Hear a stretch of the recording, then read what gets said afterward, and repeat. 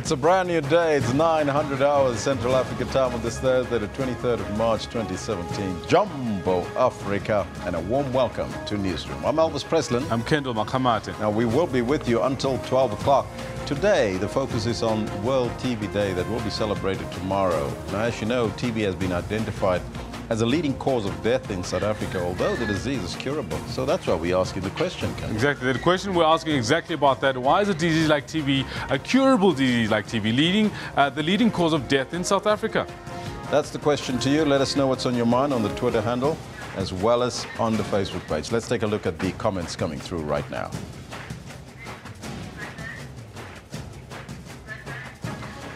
Lachasa Batlamolo says, all I can say is that our government and community members are ignorant about tuberculosis. That's a leading cause of death.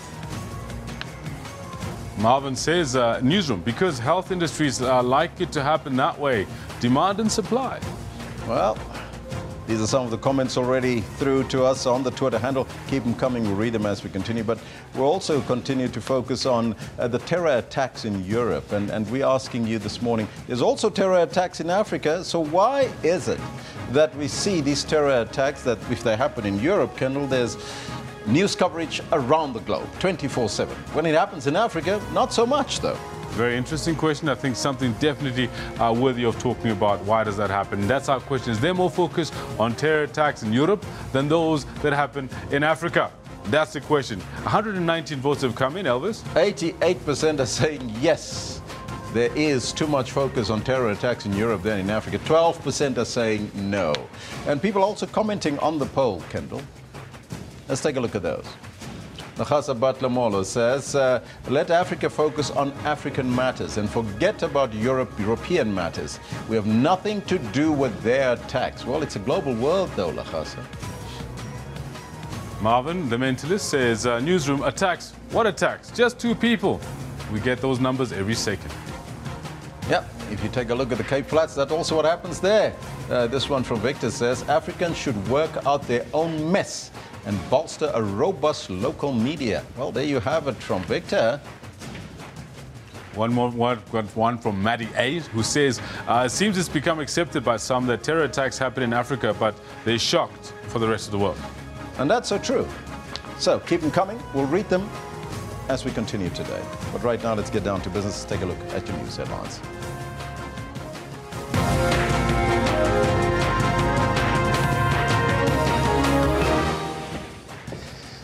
Three people have been killed in a suicide bomb in Nigeria, while the death toll in the London attack rises to 5. A memorial service for the veteran artist Joe Mafela will be held at the Johannesburg Theatre in Braamfontein here in Johannesburg from about 10 o'clock this morning. And Minister of Water and Sanitation Nombula Mokonyane has urged global leaders to assist with water management at the Water Summit in Durban. Now, those are all your headlines. Let's find out from Kendall what's happening on the sports front as well as in the news. Elvis, thank you very much. Good morning to you. This is what we've got for you in the sports today. And it's Munya around the bend. Ahead of the IAAF World Relays in the Bahamas next month, South Africa's 4x100-meter relay team ran just outside the national mark in a time of 38.47 seconds. Wherever we're going to step out on attack, we're going to go to the top. So if we step out at SA's or in the Bahamas, we're going to give our best, and give the people a good show. And Switzerland's Christoph Sauser and his Czech teammate Jaroslav Kulavi win the 3rd stage of the Absa Cape Epic mountain bike race. She's going in for surgery this Friday, and it's really hard to even comprehend being on a golf course. And Rory McIlroy and Dustin Johnson suffer shock defeats on day 1 as an emotional Jason Day pulls out to be with his ailing mother. All this and more we've got for you later on in the Sports Bulletin. Be sure to stick around for it. But also, what we do have for you is top news for you today. World leaders have condemned the attack in London by a man who was shot dead by armed police, with many saying they stand with Britain. At least 4 people were killed and more than 40 injured in the attack outside Parliament. The attack unfolded across Westminster Bridge and has been linked by police to Islamist-related terrorism. Video footage has emerged showing that a moment a car was driven into pedestrians in the worst attack in London since 2005. The attacker's car struck pedestrians on the bridge before crashing into the railings surrounding the heavily guarded Houses of Parliament. The assailant then ran through the gates with a knife and stabbed a 48-year-old policeman to death before being shot dead by another officer. The attack came a year to the day after Islamic State jihadists killed 32 people in twin bomb attacks in Brussels and after a series of deadly assaults in Europe. The British Parliament was locked down for several hours and hundreds of lawmakers and visitors were later evacuated to nearby Westminster Abbey, the Metropolitan Police headquarters. Prime Minister Theresa May described the attack as sick and depraved. She added that the assailant chose the site as an assault on Britain's democratic values. The location of this attack was no accident. The terrorists chose to strike at the heart of our capital city, where people of all nationalities, religions and cultures come together to celebrate the values of liberty, democracy and freedom of speech. That is why it is a target for those who reject those values. But let me make it clear today, as I have had cause to do before, any attempt to defeat those values through violence and terror is doomed to failure. Washington, a call between President Donald Trump and Prime Minister Theresa May. If London and Her Majesty's government have the full support of the U.S. government in responding to the attack and bringing those to justice who are responsible. In New York, a city all too familiar with these types of events, security was stepped up at British diplomatic missions in the city. Of the attack and getting some of the details through liaison as well as open source media, we immediately moved and redeployed some of our critical response command personnel to UK locations. The NYPD has also heightened their presence at other sensitive locations. Locations on the eve of upcoming Passover, and we've redeployed to some of the government agencies here in New York. The London attack coming exactly 1 year ago today after twin terrorist attacks in Brussels killed 32 people. Has yet claimed responsibility for the attacks, and police have given little information about the identity of the attacker. The events in London also come as diplomats from some 68 countries gather in Washington for a summit to discuss strategies to defeat the terrorist group ISIS. The meeting will focus on reviewing progress and accelerating efforts against the group. Sherman Bryce-Pease, SABC News, New York. And at least 8 people have been killed in multiple suicide blasts along a highway in Maiduguri in northeastern Nigeria. 2 of those killed on Wednesday were civilians in a camp for displaced people on the outskirts of the city. Bono Police Commissioner says 18 people were injured during the blast. The attacks were the latest in a series in the past week. In a video circulated on Friday, a man claiming to be Boko Haram's leader claimed responsibility for bombings in Maiduguri and a raid in a nearby town last week. Bombings near the city killed 4 on Sunday. Maiduguri has been the city worst hit by Boko Haram's 8-year-old campaign to create an Islamic caliphate in northeastern Nigeria. Its attacks have killed about 15,000 people and forced more than 2 million to flee their homes. And with that said, with those last 2 stories, we're asking you that question today.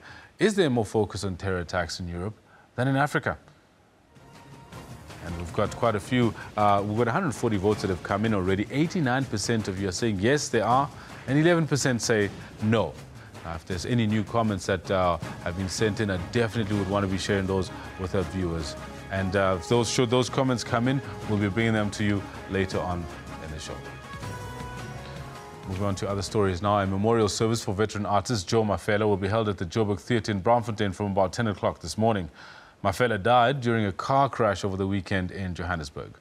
Mafela, affectionately known as Zdumo, boasts a career in the arts industry spanning over 50 years. His TV career took off in the 1980s with a starring role in the Zulu language sitcom Good Is Nice. In 1996, Joe Mafela released his first music album with the title track Shebeleza.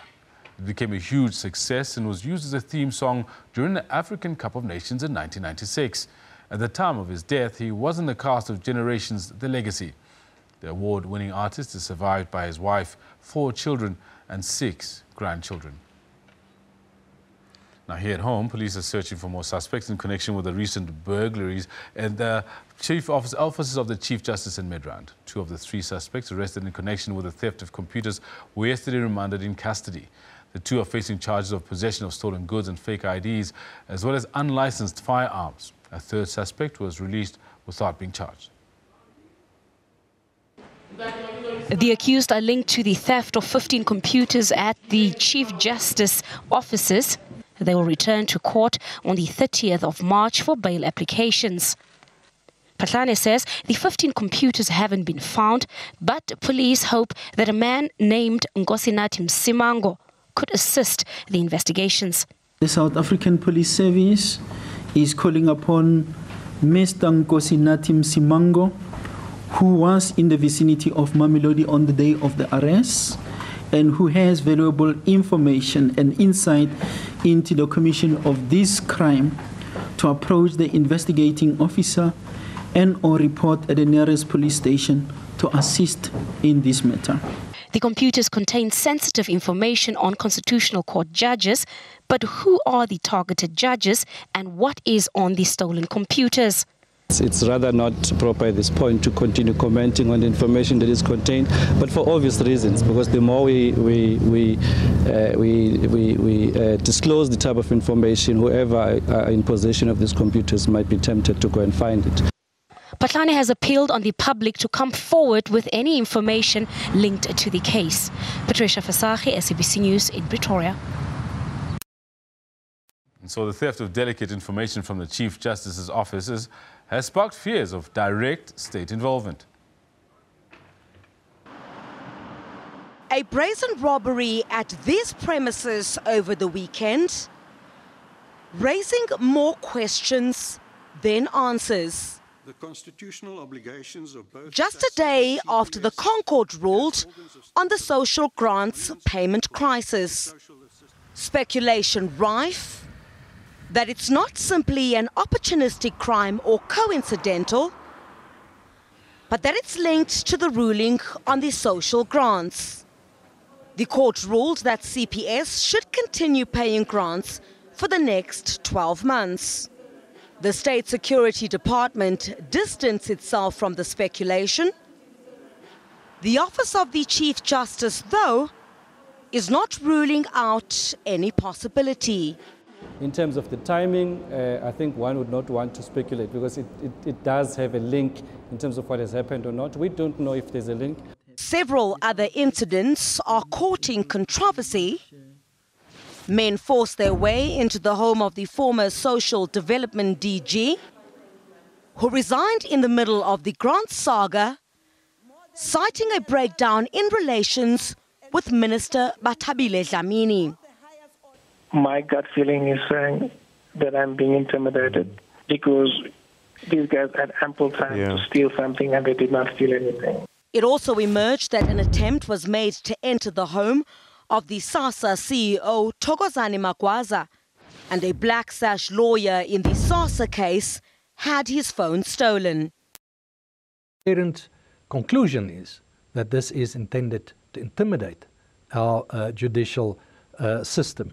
SABC News requested an interview with the Justice Ministry on the perceived links between the attacks and the social grants Concord ruling, but we were told it is no longer commenting on the issue. Crisalda Lewis, SABC News in Johannesburg. President Jacob Zuma has called on world leaders to urgently prioritize access to water and sanitation. He was addressing the UN World Water Day Summit in Durban, which runs until tomorrow. The president also launched the 2017 UN World Water Development Report.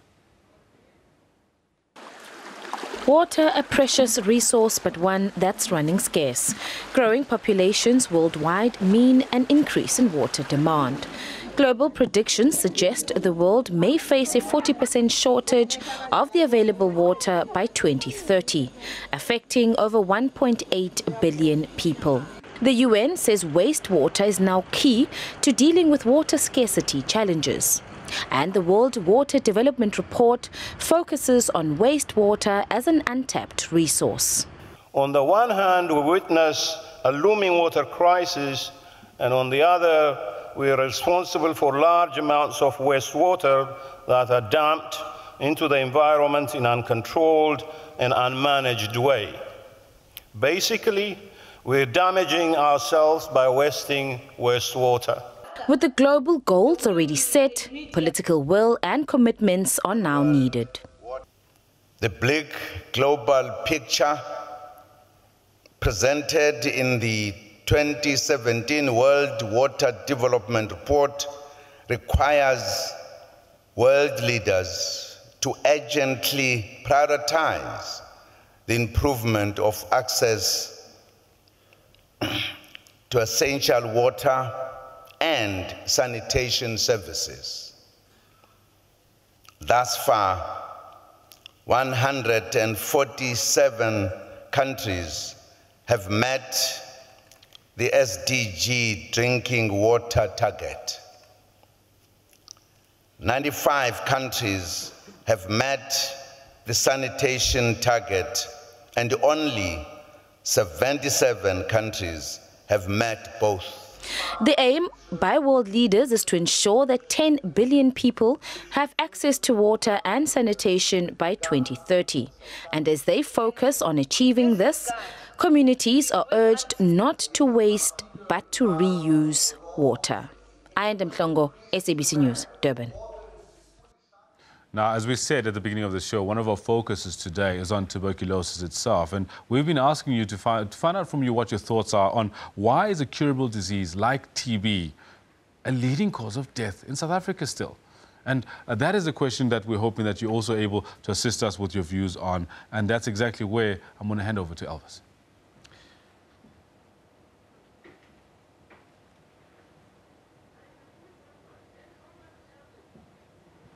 Well, Kendall, correctly. Tuberculosis, known as TB, remains a leading cause of death for many South Africans. That's according to Statistics South Africa. In the mortality and causes of death in South Africa 2015, findings from death notification, it says that tuberculosis accounted for 7.2% of all deaths in 2016 and had been static at 7% each year from 2013 to 2015. Stats SA also revealed that most of the deaths occur among men more than women at 8.3% from the disease. Diabetes mellitus is also a leading underlying natural cause of death among women at 7.1%. On the eve of the World TB Day, we are joined from Statistics South Africa by the Statistician General, Dr. Padi Lahotla. He was in Dakar in Senegal to talk to us about the statistics. Tuberculosis has always been the leading cause of death over now 2 decades since we started doing this investigation on the causes of death. And it's the leading cause, and it continues to be so. But what is remarkably visible is that it has remained the leading cause of death amongst men. As women now have diabetes as the leading cause. But tuberculosis has remained a leading cause. And of course, there are many reasons, I think, that medical science can point to. The mining industry has been the main driver of tuberculosis. And we do know that the asbestos mines also contributed significantly, creating the most difficult of conditions, health conditions amongst those communities. And because it's communicable, then it creates even more problems. And in the Western Cape, we do know that amongst the Kala community, tuberculosis has always been a cause of death in the Western Cape. So there are different conditions in the Western Cape, different conditions drove tuberculosis. In the areas where there is mining, of course, people move to mines from both the Eastern Cape, from Lesotho, in the Free State, have contracted tuberculosis. And because it's communicable, it spreads. Mm-hmm. Now, could we classify this as a national crisis, perhaps, Doctor, or are we not there yet? I do not know. That will be a matter for medical science to say whether it is an epidemic or pandemic or a national crisis. But what we know that is that medical science has advanced to make tuberculosis a curable and treatable disease, and they have advanced. But now there is a resistance to tuberculosis. The accompanying HIV and AIDS condition didn't help that much because there is a comorbidity or co-condition between HIV and AIDS and tuberculosis, to the extent that wherever you find tuberculosis, there's an 80% chance that you also find HIV and AIDS. So wherever you find HIV and AIDS, there is an 80% chance that you find tuberculosis as well. Now, tomorrow is World TB Day. It's designed to spread public awareness of tuberculosis, which remains an epidemic. It's causing the deaths of nearly 1.5 million people each year, mostly in developing countries. South Africa is one of the countries with the highest burden of TB. The World Health Organization statistics give an estimate of 500,000 active TB cases in 2011. That's about 1% of the population of about 50 million that develop active TB disease each year rather. The Health Minister, Dr. Aaron Motsoaledi, now joins us from Pretoria in our studios there. Very good morning to you, Doctor, and welcome. Yes, good morning, now, Elvis, and good morning to the viewers out there. Now, Doctor, although TB is a curable disease, we still see an increase in this leading cause of death, they say, in South Africa. Why is that still the case, do you think, Doctor? Well, Elvis, TB is not a leading cause of death in South Africa only. It is a leading cause of death of all infectious diseases worldwide. And that's why it is a world crisis, actually. I heard you asking the statistics in general whether it's a crisis in South Africa. It's a world crisis so much that I'm sure you are aware that I am the sitting chairperson of the Stop TB Partnership Board, which is an international board to deal with TB. I have asked the United Nations to debate this issue at the high-level meeting of United Nations General Assembly, and they've agreed it's going to be debated next year in 2018. No disease is ever debated at the level of head of state at the United Nations General Assembly if it is not a crisis. HIV/AIDS has been there, Ebola has been there, malaria has been there, now is a turn for TB because it is a big problem worldwide. So if it is a leading cause, Doctor, what are some of the contributing factors? Hi, Elvis, this is a big puzzle. We have debated this issue in many forums exactly what the reason is. Because we suspect it's because TB has been there for centuries. Remember, Robert Koch diagnosed it for the first time on the 24th of March, 1882. That's why the 24th of March is World TB Day.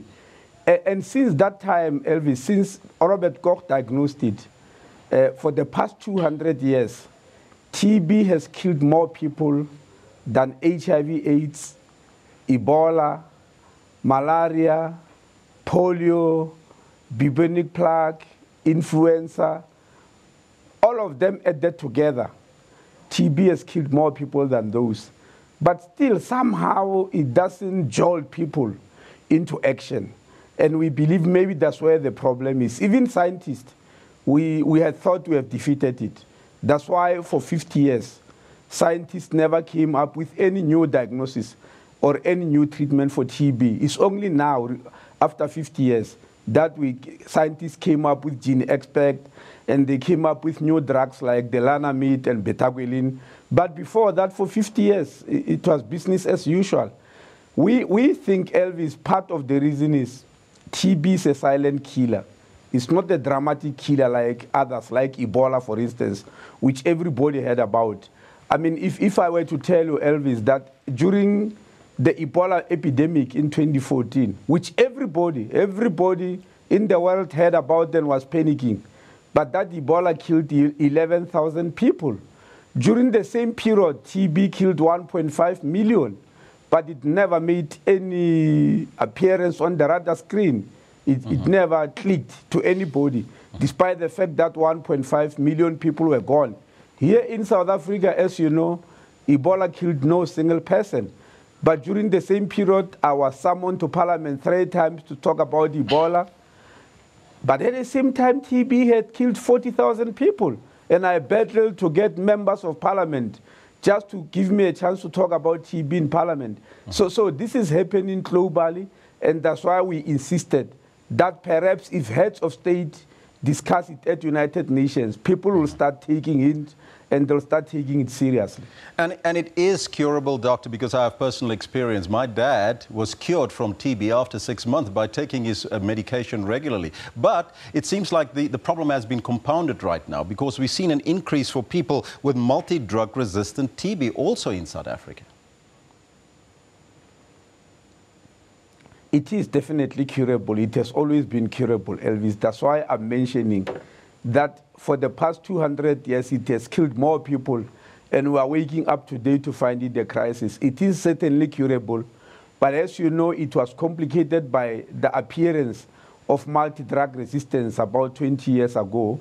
But I must say we have actually reduced it because there were more people who were having TB, and the cure rate was very slow. Here in South Africa, only about 7 years ago, the cure rate was only 67%. We've actually moved it to 85%. The number of people dying from TB about 7 years ago was more than 40,000. Now, today, we have brought it down to about 30,000. So we are moving, but very slowly, and that's why the theme of the World TB Conference, because we are also going to launch a strategic plan, is that we must unite to bring an end to HIV/AIDS and TB. And we say leaders are taking action. So in this World TB Day, we are calling leaders, religious leaders, business, political leaders, traditional leaders. We want them to all come together in Bloemfontein to discuss how we are going to work together to end this pandemic, which, by the way, is a curable disease. Now, you're calling on everybody to get together, Doctor, but is there a plan on the table for South Africa to eradicate the TB? Yes, Elvis, maybe let me start by saying what I forgot to tell you. Why South Africa has got such a high pandemic. There are 3 areas where TB is very prevalent. Yes. The first one is in correctional services. The second one is the mines, especially gold mines. And the third is peri-mining communities. Now, Elvis, you'll remember that in the 80s, 80% of the gold of the world was produced in South Africa. It is what made Johannesburg to be what it is. It is what made South Africa gold. But today, we are paying the price. We are paying a very heavy price, because most of the areas which have got a very high prevalence for TB is because of the gold mines. The gold dams, the yellow gold dams which are still there, people staying around those are really very vulnerable to TB.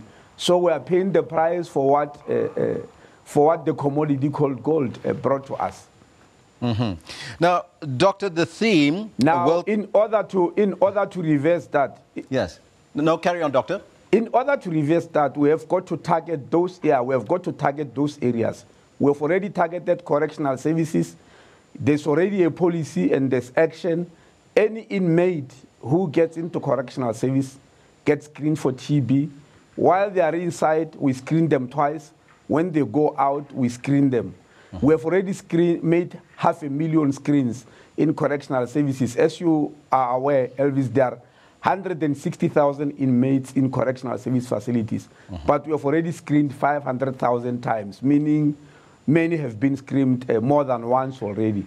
We have also hired 9 inspectors to go and inspect the mines and make sure that people are screened for TB, because we don't want to screen in the mines as government. We want the mining bosses to take responsibility, because these are their workers, their employees. So we have hired inspectors to make sure that screening is taking place in the mines, and the inspectors have told us that 90% of the mines are doing the screening.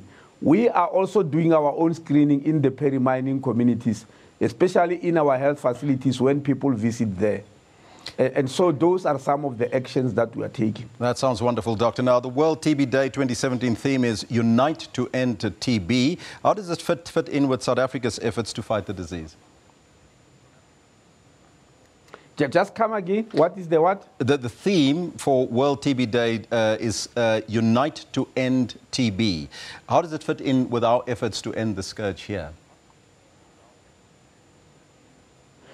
Well, on the day, on World AIDS Day, which unfortunately we are only going to commemorate on the 31st rather than on the 24th, we are also launching the National Strategic Plan for HIV, AIDS and TB for 2016 to 2022. If you read that strategic plan, it outlines what steps need to be taken to end both TB and HIV and AIDS. And one of the things is to target vulnerable populations and vulnerable groups rather than just to target the general population. Doctor, all the best of luck with the summit there. Thank you very much. That was Health Minister Dr. Aaron Motsoaledi joining us from our Pretoria studios. There's plans in place, people. Tomorrow is the big day. We'll also cross the live, so you have to stay tuned for that event right here on Channel 404. So we're asking you that question, of course, you know, that's relating to TB, which is curable. My dad got cured from TB. Eventually he died, but it was not from TB. But the point is, it is curable. Why is it still a problem here in South Africa? The leading cause of death here in South Africa, TB. And it is curable. We'll take a look at some of your comments in a short while, but let's now take a look at what's happening on social media. At least 8 people have been killed in multiple suicide blasts along a highway in Madanguri in northeastern Nigeria. 2 of those killed on Wednesday were civilians in a camp for displaced people on the outskirts of the city. Hashtag Boko Haram there is. And then in London, hashtag London, at least 4 people were killed and more than 40 injured in the attacks outside Parliament. World leaders have condemned the attacks in London by one man.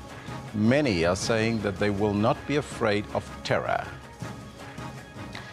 Then here in South Africa, a memorial service for the actor Joe Mofela will take place today at Mandela Theatre in Newtown. Hundreds of fans are expected to attend to pay tribute to this much-loved local favorite actor. His good is nice. Now, people are still talking about the incident at Spa. Remember that incident there? On Twitter, it seems as though this matter has started a race war.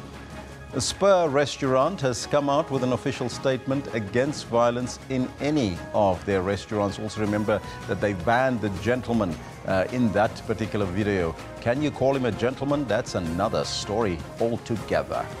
And lastly, the USA has banned any electronic gizmo and gadgets on flights coming from 8 Muslim countries. Now, you can't take any laptops or anything else into the plane. What's going to your luggage? This is in their efforts to stop terrorism. Hashtag electronic ban. Our picture of the day comes from Koki Malema. Koki Malema and his caption, "Thoughts and prayers to all those in London today." Hashtag pray for London, Westminster, London attacks London, London strong, UK Parliament.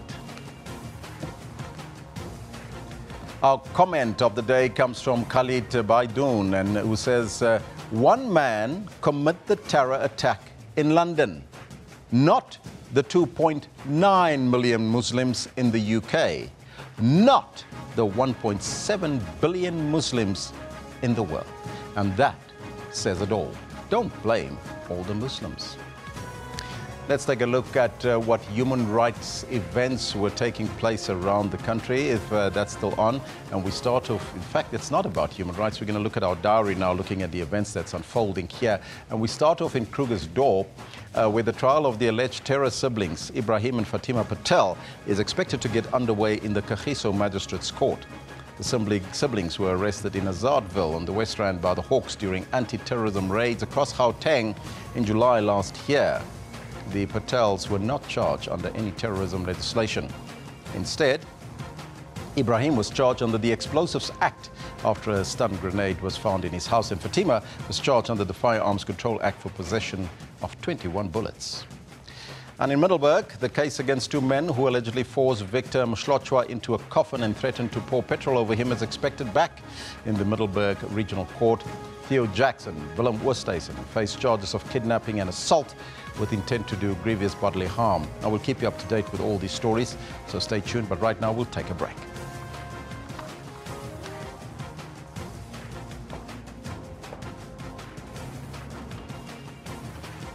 Yep, you haven't heard.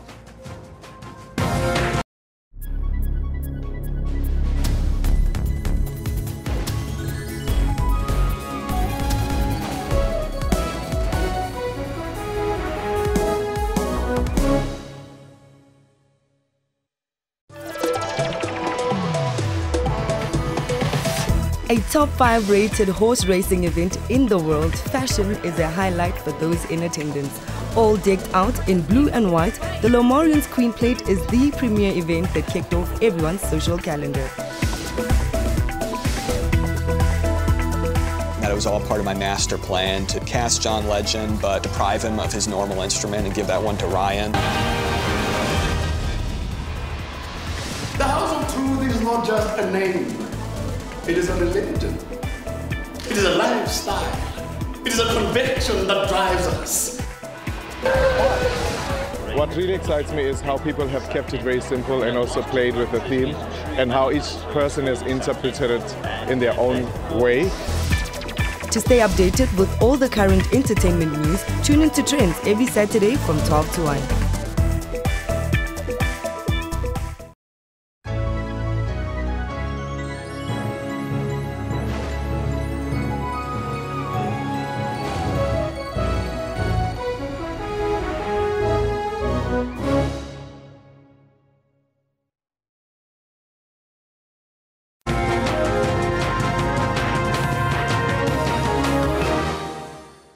Now this year, the National TB event, which is to be held on the 24th of March 2017, will also see the launch of the National Strategic Plan on HIV, sexually transmitted infections and tuberculosis. It's a combination.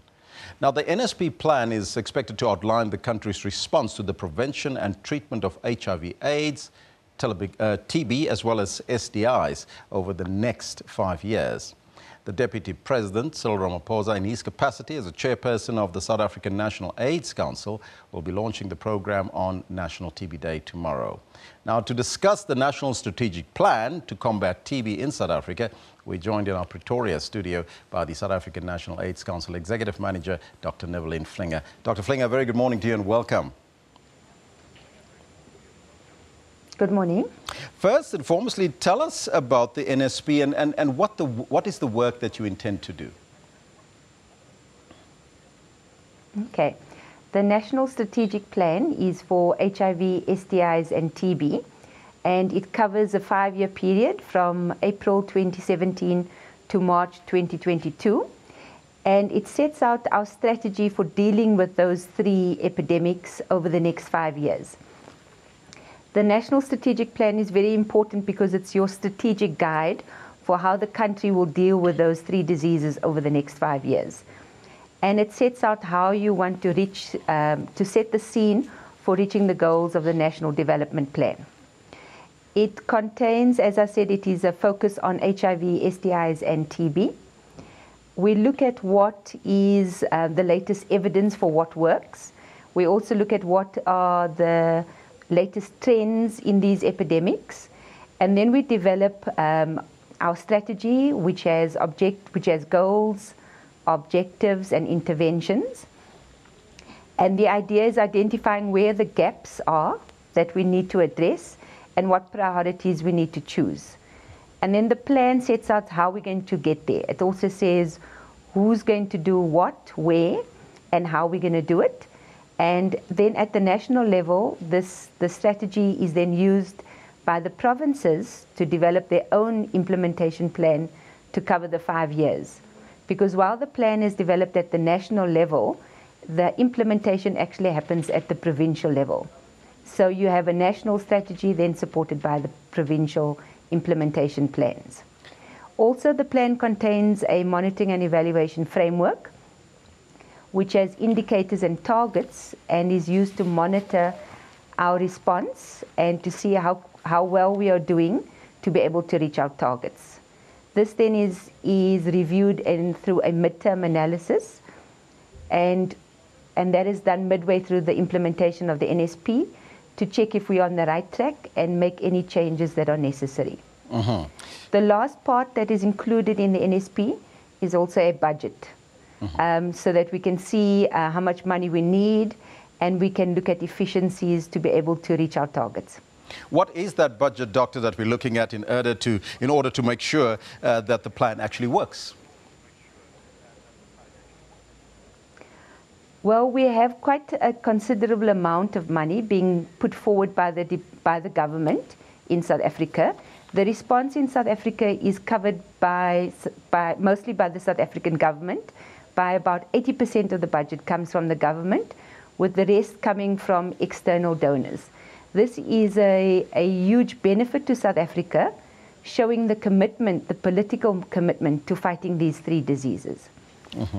Now, the combination of HIV/AIDS, TB, and STIs in one as for prevention and treatment, it might seem that it is a huge task ahead of you to do that and to implement that. Absolutely, it is a big task, and we have set ambitious targets. We have 8 goals in this national strategic plan, and we have ambitious targets of we wanting to reduce new HIV infections to less than 100,000 infections per year. And we also want to implement the 90-90-90 strategies for HIV and TB.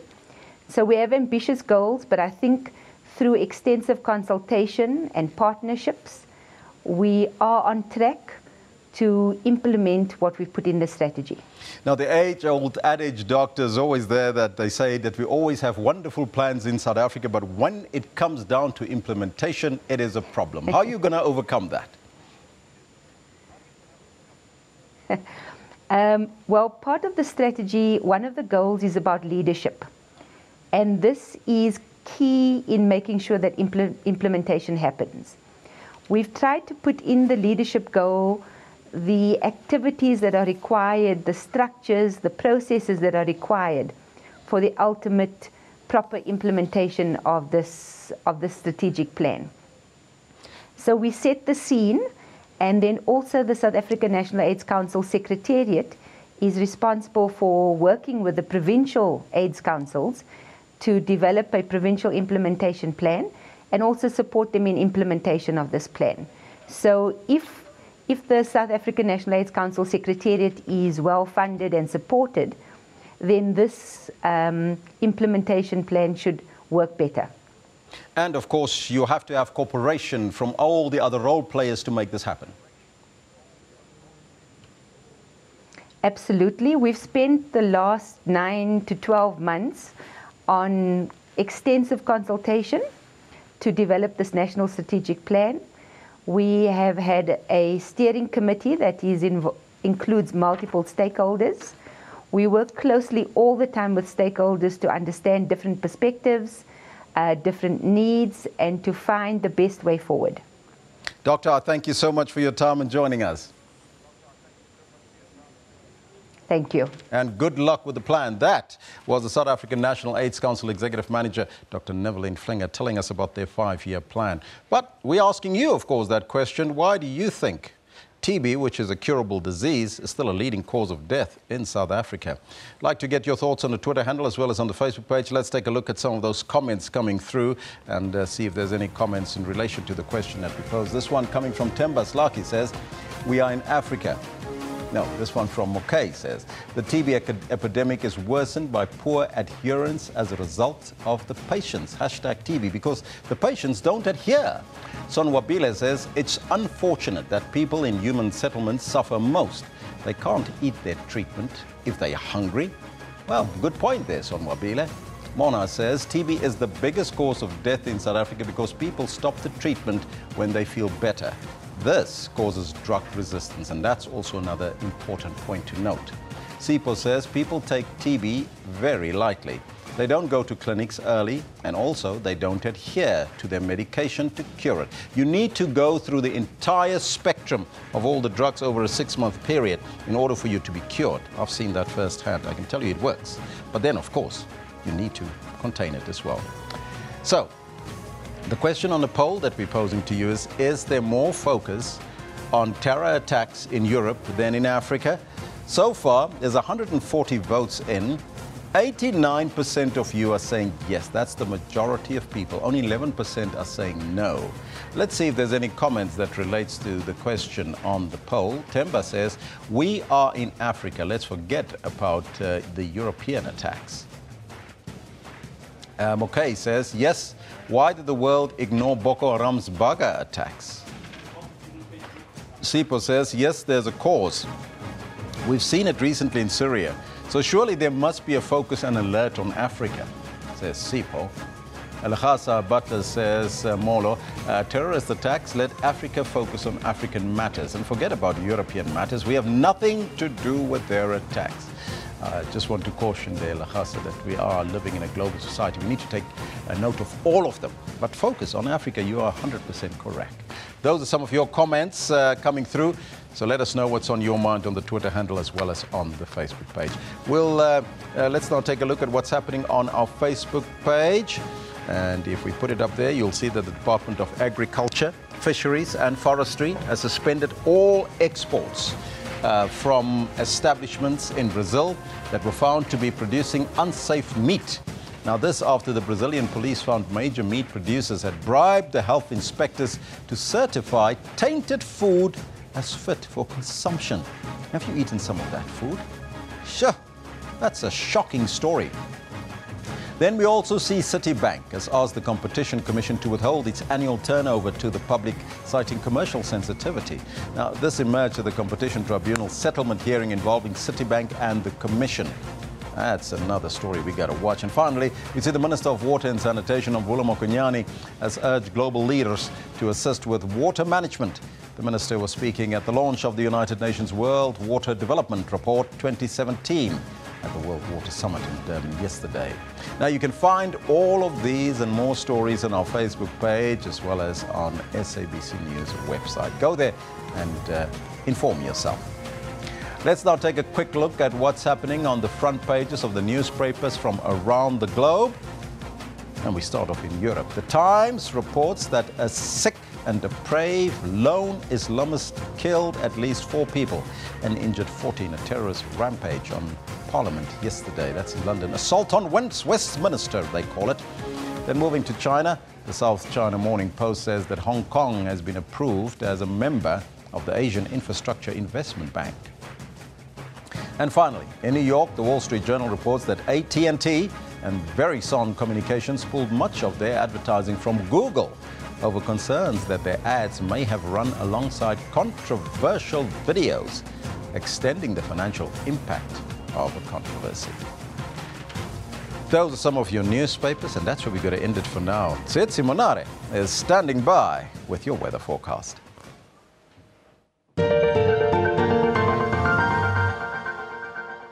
Hi there, welcome from the Weather Desk. We're expecting a bit of rain now towards the Northern Cape Province as well as over some parts of the Eastern Cape Province, as we're seeing a bit of cooler conditions coming up because of a cold front approaching the southwestern regions, and also do expect some hot and dry conditions towards some parts of the Northern Cape, which could lead to possibility of veldfire, so please be on the lookout there. Otherwise, an overcast day is expected for most parts of South Africa. Other places will just see some partly cloudy conditions with a bit of more rainfall expected along that northern interior of Southern Africa, particularly for Angola, Zambia, as well as over Malawi. And that's basically what you have been seeing over the last couple of days. Madagascar will also see some rain with stronger chances along that eastern coastline. So that's what you need to expect. But then for tomorrow, clear conditions for much of the Northern Cape Province and some parts of the Western Cape. South African Weather Service warns of possibilities of veldfires because of the hot and dry conditions that I mentioned. You will see, or you'll notice that temperatures are quite high just along the Karoo, going up north towards the Transfrontier National Park there. So please be extra careful there. And then severe thunderstorms are expected for much of the Titicama region into the Eastern Cape Province, as well as just along the northern parts of, or the southern parts rather, of the Free State Province. The R is at a maximum of 31. I mentioned hot weather for Upington, 34 degrees. And yeah, it's getting much cooler for Cape Town. Maximums of 25 now recorded for this afternoon. Bombela 29, 34 Pretoria, and 28 towards Polokwane and in towards Zimbabwe. Do expect similar conditions as what you will see in Pretoria. Look at Harare, maximum of 25, Bulawayo 26. Serowe is at 28 in Botswana. Hot weather for the capital of Botswana. And Ventu cools down to 25 degrees. With the capital of Madagascar also along the mid to lower 20s this Thursday afternoon. A bit more rainfall now coming in towards the eastern and the western side. So if you start off by the east, Dar es Salaam and Mombasa, also towards Addis Ababa, and then as you cross over towards the western regions, Libreville, Yaoundé and Banjul should experience a bit of rainfall. 38 is your maximum for Banjul. Hot day is expected for North Africa with no chance of rainfall expected. Just a bit of light rain is expected towards Ethiopia, but I wouldn't really bank on it. It's just a small chance of rainfall coming your way there. Maybe towards West Africa, that's where you should expect a bit of rainfall towards Cote d'Ivoire. Look at this all-round hot temperatures from Riyadh right through Mecca and Sana'a, Djibouti at maximum of 27. Hot day for Cairo, 26, but still cool for Baghdad at 11 degrees. So basically one of the coolest ones there in the Middle East and over the northern parts of Africa. The north coast, we'll see temperatures along 18 to 24 degrees for Tunis. And the coolest ones will be noted along Morocco, Rabat, Casablanca, as well as places such as Marrakech. Those are along 14 degrees. A hot day for Niamey, N'Djamena, 43, 45, and 40 degrees. So extremely hot weather over the interior, but along the coast, a lot more humid. Temperatures dropping a little bit towards 32s, lower 30s for the coastal cities, but do expect a bit more rainfall there. That's why I'll leave it for the weather for now, but there'll be more later. Stay tuned.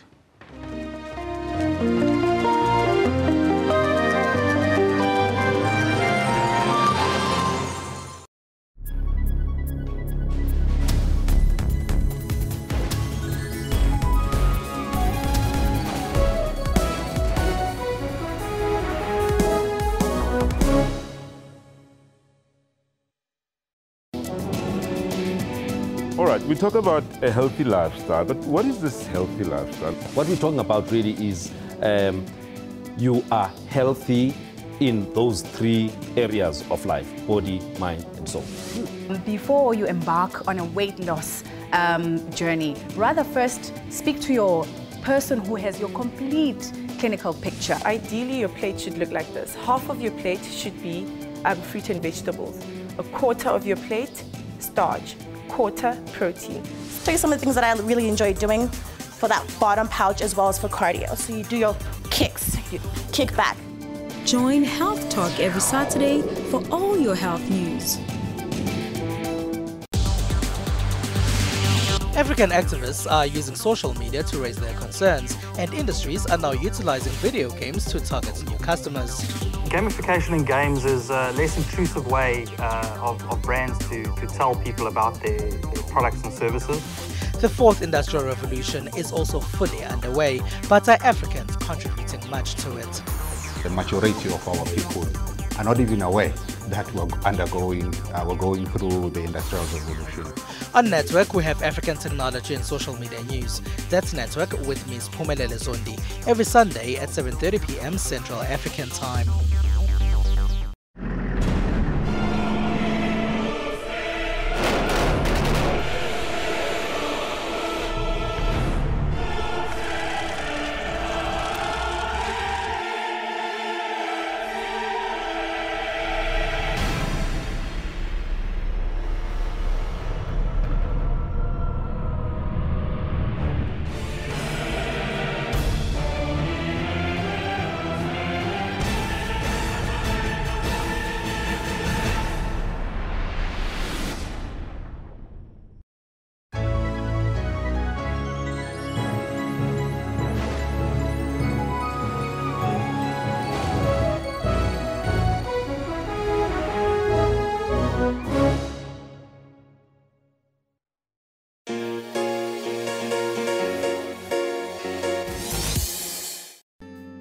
Didi Jirota is a mother, wife and photographer. Her humanitarian spirit sets her apart from the rest. She started a Facebook page that became more than sharing just daily posts. Her page went viral within 2 months of inception and caused mass change to the lives of many. This is what led her to starting her movement. It was actually the day after Youth Day, so it was like the 17th of June. And I was driving to Builder's Warehouse to fill up my gas bottle because it was winter.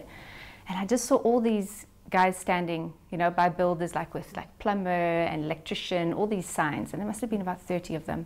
And it just all of a sudden struck me, and it struck me before, okay, that there's just such a divide and there's so many people that don't have a job. And you know, like we live with such a divide in South Africa between the rich and the poor. And it was actually that day that I decided, you know what, I can't change everybody else, but I can change my attitude towards people and engage with them.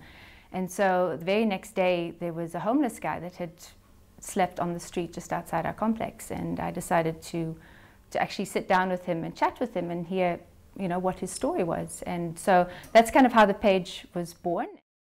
Didi then started capturing people's life stories on a daily basis. Sincere dialogues were then created between the marginalized and the more acclaimed people. As I started doing that daily, I realized there's such a need out there. And, you know, I was sharing it on my personal Facebook page, but obviously there's, you know, privacy restrictions and stuff. And I was like, you know, if I can get this guy into a shelter, maybe I should open, you know, a public page so that more people can see it and more help can come. And so that's kind of how it kind of started. I Have a Name became a public platform for all those in need and all those who wanted to help.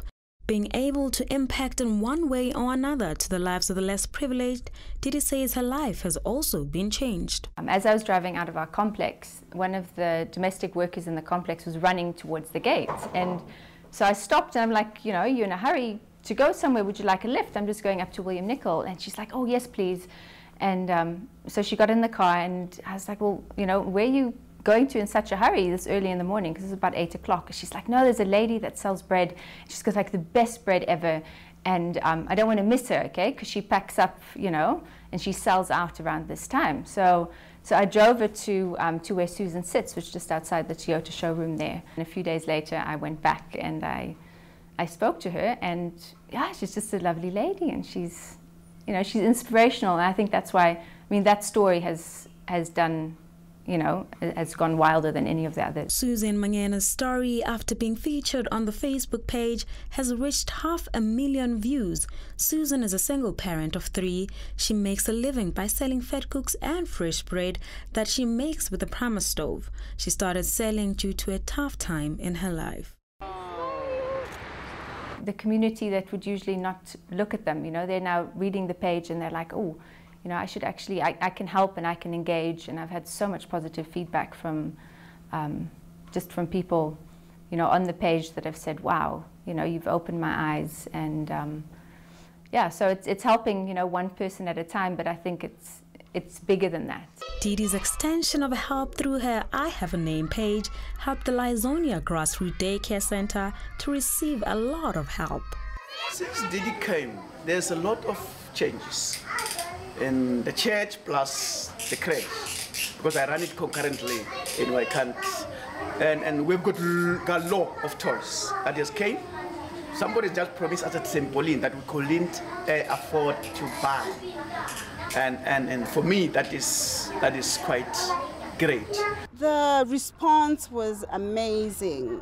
I had over 50 emails, people giving me job offers, people asking for my CV, and I'm still getting emails of job offers, but I've got a job now with Debt Guidance, a company in Durban. Her way of thanking Didi and all the people that offered her a job, Tabith outsourced a company to donate water tankers to a community that has been living without water.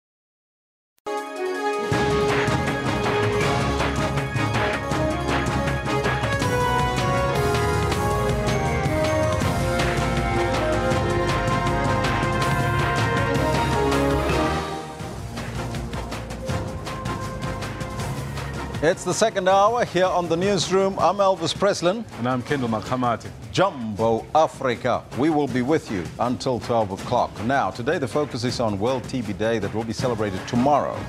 Now, TB has been identified as a leading cause of death in South Africa, although the disease is curable. And that's why we're asking the question, Kendall. That very question we're asking, we're posing to you. Why is a curable disease like tuberculosis still a leading cause of death in South Africa?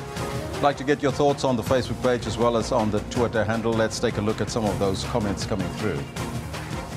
Well, we've got Michael Jambase saying people need education about this disease, and also health workers must go to the communities to teach them. Absolute wonderful thought there. Alex Matapo says medication needs food first. Poverty leads to disease. Mukai Wapchavelo says either not starting treatment or not completing their course of treatment. That's one of the reasons. Collins and Silent says being curable doesn't mean it can't claim lives. There are many ways of departing from this earth. Headache is curable, but it can kill. It's not a leading cause of death. These are some of your comments coming through. We'll take a look at some of them as we continue. But we're also conducting a poll today. The attacks in Europe, in London, as well as in Africa. We've seen a couple of bombs going off. And we're asking that question on our poll, Kendall. Yes, absolutely. We're asking you, is there more focus on terror attacks in Europe than in Africa? Of course, Maiduguri, Nigeria, also being attacked by Boko Haram, while London itself was being attacked, and that's why we're asking the question. And we don't see the headlines in Maiduguri, but we see the headlines in London. Exactly. 89% of you are saying, yes, there's too much focus there. Mukai Wapchabelo comes in with this one as well. It says, yes, why did the world ignore Boko Haram's Baga attacks? This one from Sipo says, yes, there's a cause. We've seen it recently in Syria. So surely there must be a focus and alert on Africa. Lechasa says, terrorist attack. Let Africa focus on Africa. Africa matters. And forget about Europe matters. We have nothing to do with their attacks. Those are the comments coming through. Keep them coming. We'll read them as we continue. But right now, let's take a look at your news headlines.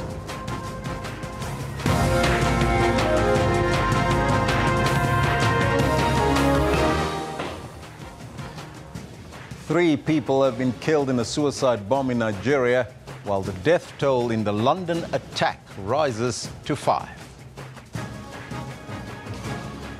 A memorial service for the veteran artist Joe Mafela will be held at the Johannesburg Theatre in Braamfontein from about 10 o'clock this morning. And the Minister of Water and Sanitation, Mvula Mokonyane, has urged global leaders to assist with water management at the Water Summit in Durban. Those are all your headlines. Let's get to Kendall with your sports news as well as the news. Thank you, Elvis. Good morning to you. This is what we've got for you in the sports today. And it's Munya around the bend. Ahead of the IAAF World Relays in the Bahamas next month, South Africa's 4x100-meter relay team ran just outside the national mark in a time of 38.47 seconds. Wherever we're going to step out on attack, we're going to go to the top. So if we step out at SA's or in the Bahamas, we're going to give our best, and give the people a good show.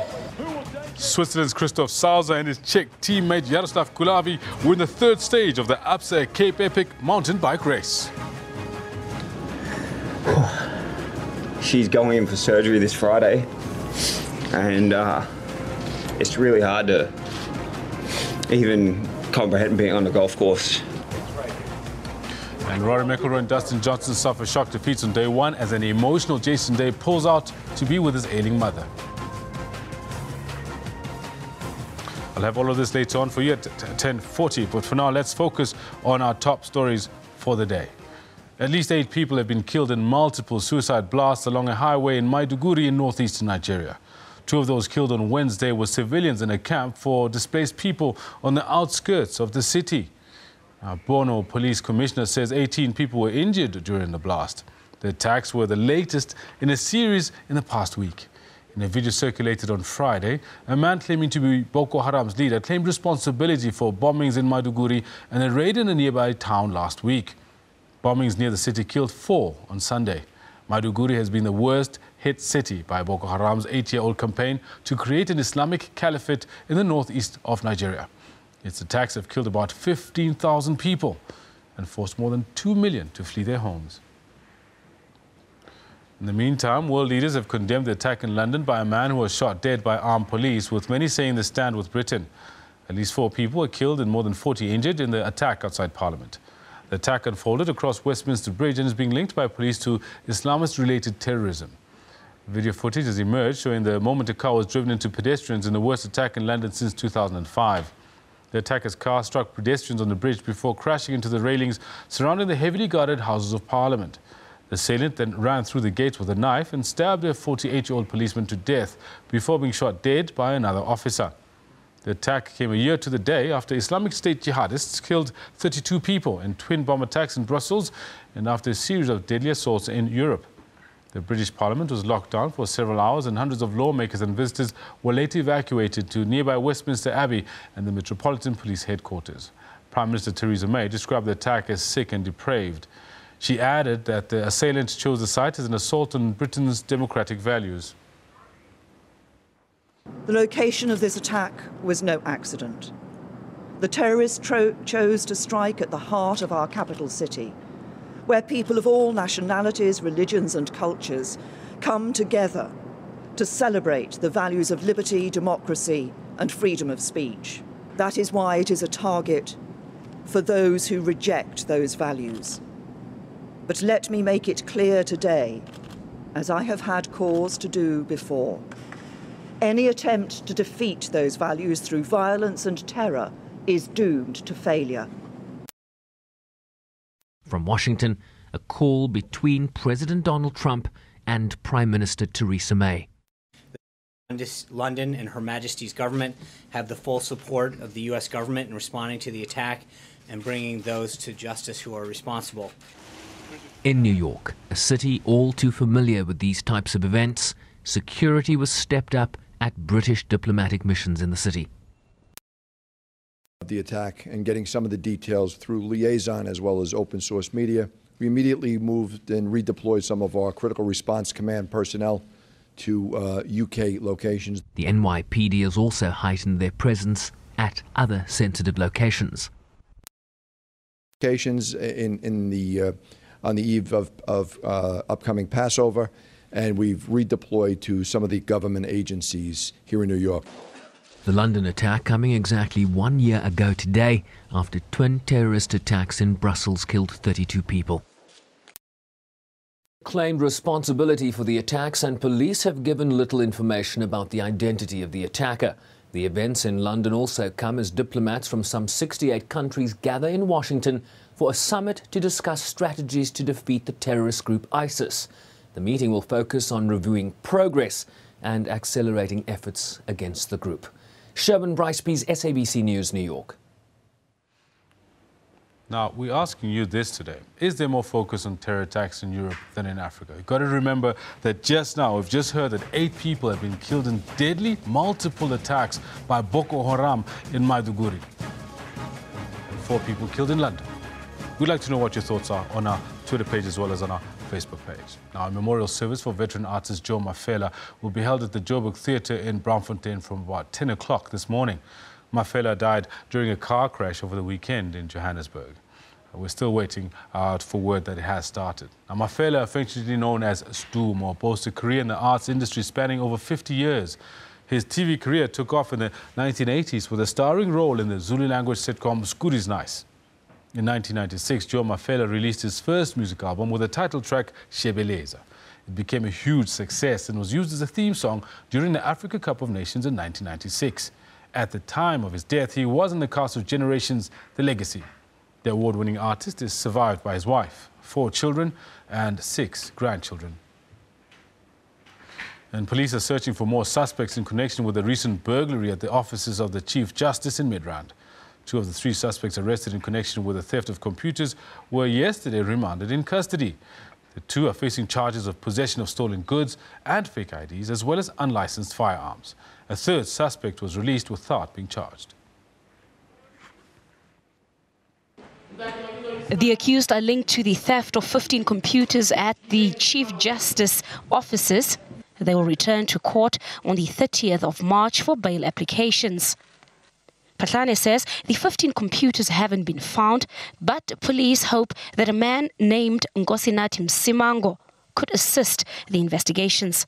The South African Police Service is calling upon Mr. Nkosinathi Msimango, who was in the vicinity of Mamelodi on the day of the arrest and who has valuable information and insight into the commission of this crime, to approach the investigating officer and or report at the nearest police station to assist in this matter.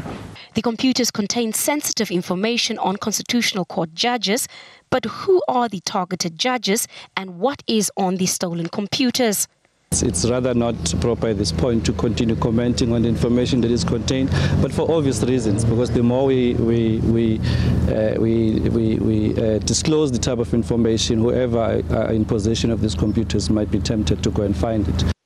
Patlane has appealed on the public to come forward with any information linked to the case. Patricia Fasahi, SABC News in Pretoria. Now, staying on the story, the theft of delicate information from the Chief Justice's offices has sparked fears of direct state involvement.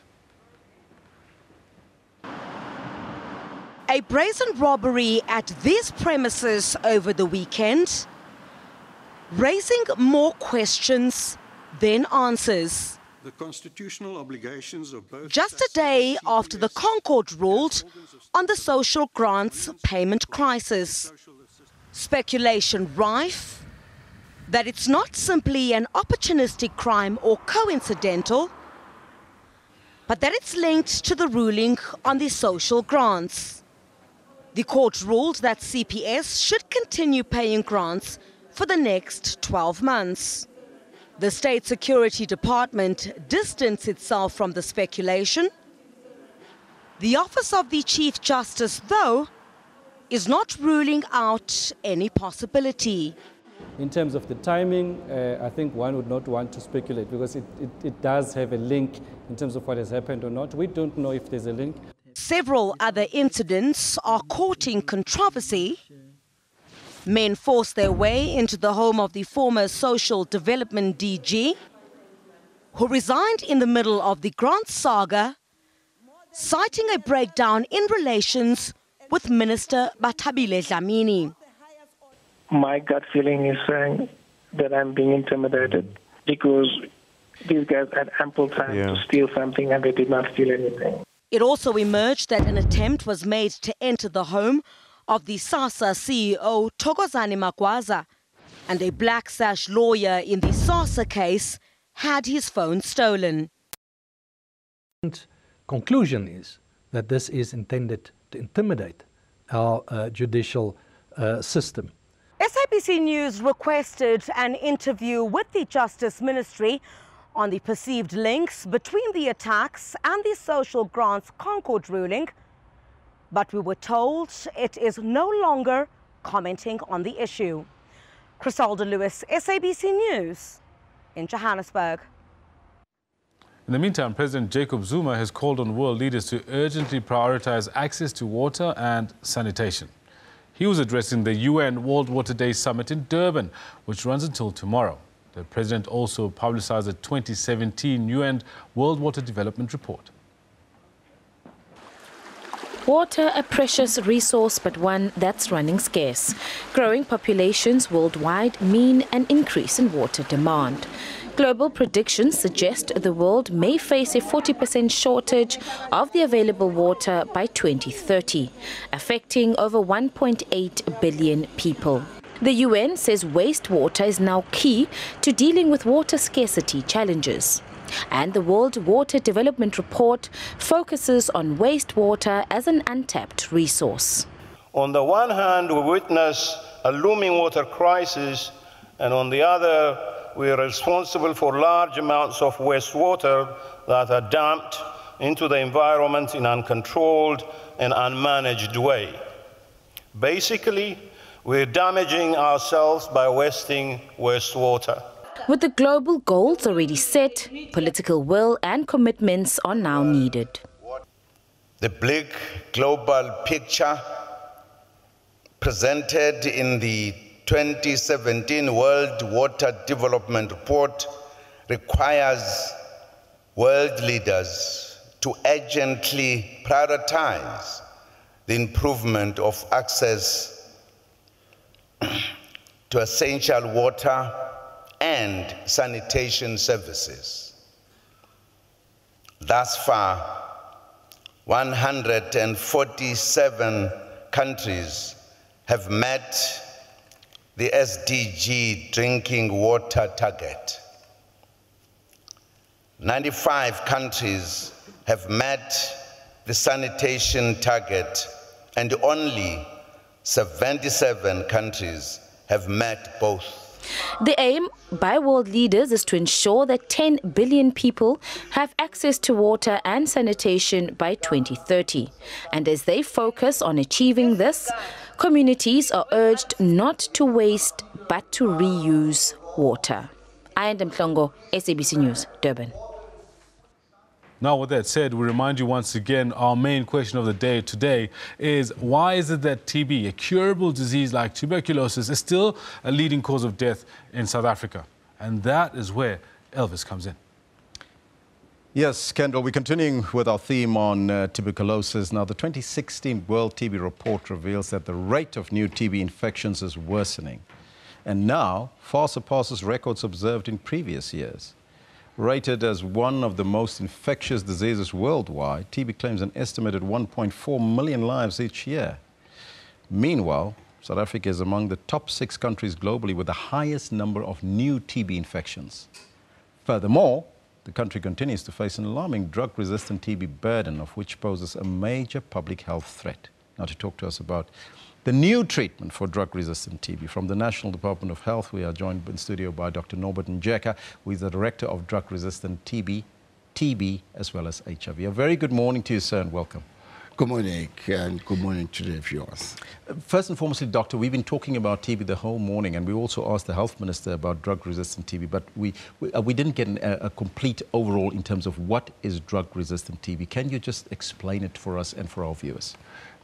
Drug-resistant tuberculosis is a form of tuberculosis that cannot be treated by the ordinary tuberculosis treatment because there is resistance to 1 or 2 or 3 or more of the medicines that are used to treat tuberculosis. And the strongest medicine in the combination of 4 is rifampicin. So if anybody has tuberculosis and have strains that are resistant to rifampicin, that is a problem. The second one is isoniazid. So usually those two, resistance to those 2 medicines will be called MDR-TB. So how does a patient become resistant to TB treatment? There are many factors. For years, we believed that only those who default treatment or stop their treatment whenever suits them and take it back, play around with treatment, get it.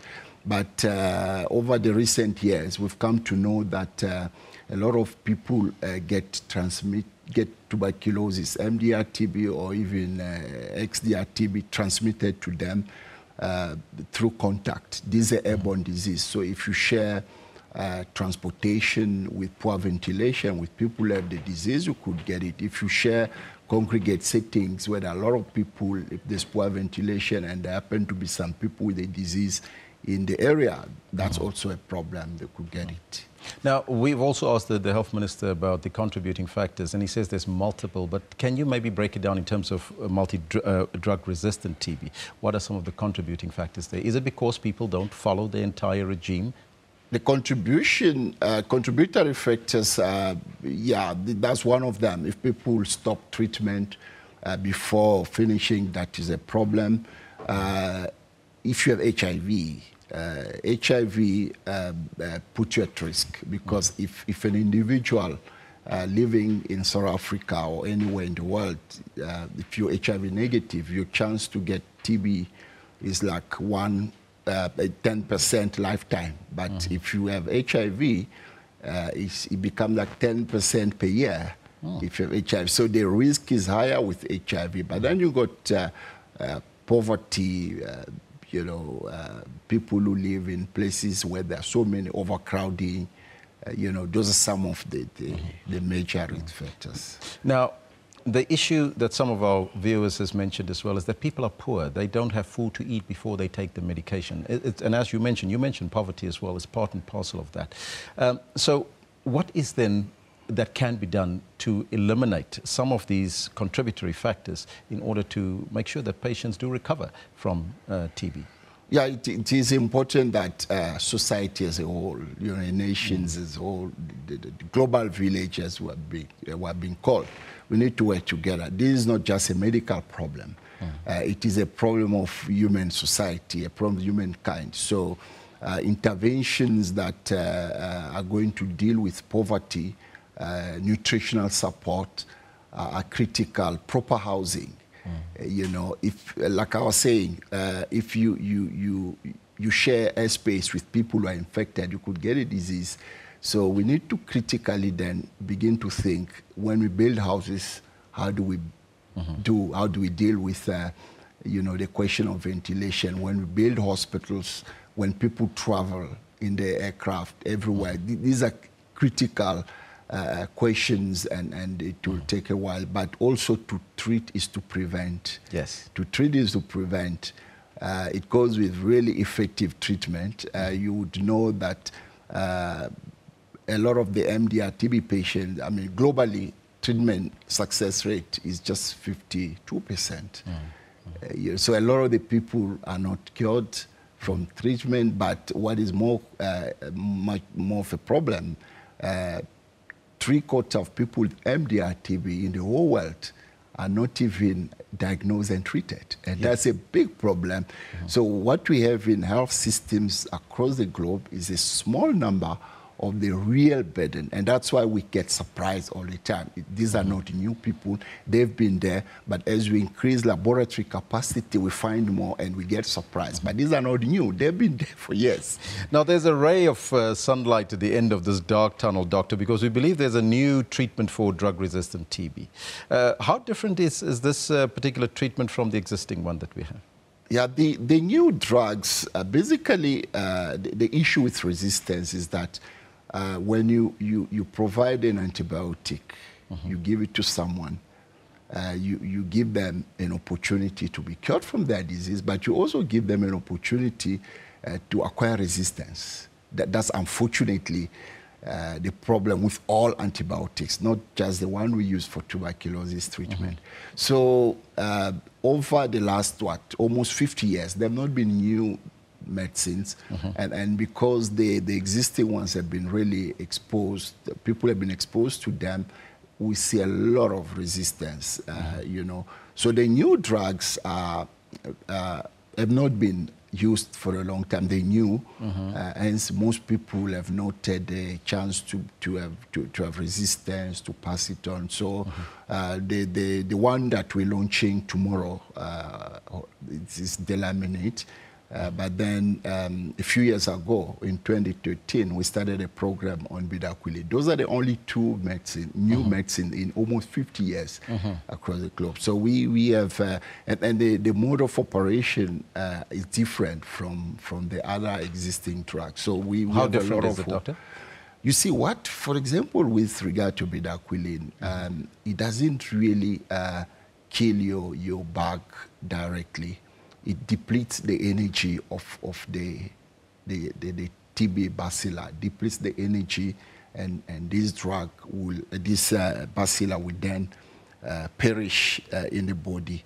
Unlike the others that will kill very fast, but then you find that you still have a lot of people who are resistant to them, so those are some of the challenges. But the new ones are much better, and they've not been exposure to them, so the resistance profile is still very low.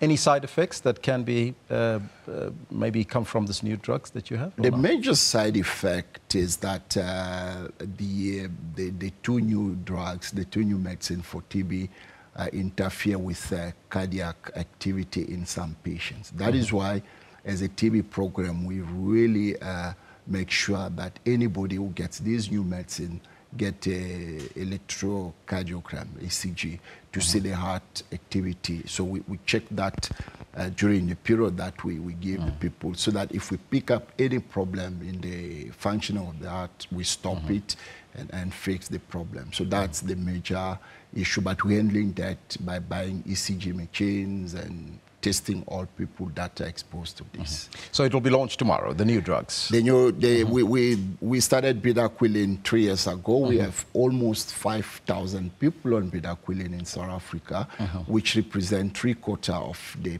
people globally who receive bedaquiline. We're launching Delaminate tomorrow in programmatic settings, and we're hoping to start with 400 patients, get an opportunity to our doctors to understand how this new medicine work, and then we will then scale up gradually later. Just briefly, because we're running out of time, Doctor, the current duration for patients on treatment, how long is it, and what is the duration or the new envisaged duration for the new drugs? Yeah, in terms of MDR TB treatment, we still treat patients for 2 years, but the new medicines, Delaminate and bedaquiline, we give for 6 months. So the first 6 months they will get it, and the rest of the period will continue with other medicine. But we have plans to start MDR, a short regimen, not with the new medicine, but with the older ones for 9 months. And most patients, probably 60–70% of our MDR patients in the country, would qualify for a 9-month regimen, which is more convenient. And we expect that we'll have less people who would fall out of the treatment or default to be lost to follow-up. So that's the hope that we have with the new regimen that we are about to start in a month or two. Any advice to patients out there, especially those defaulters that don't finish their regimen?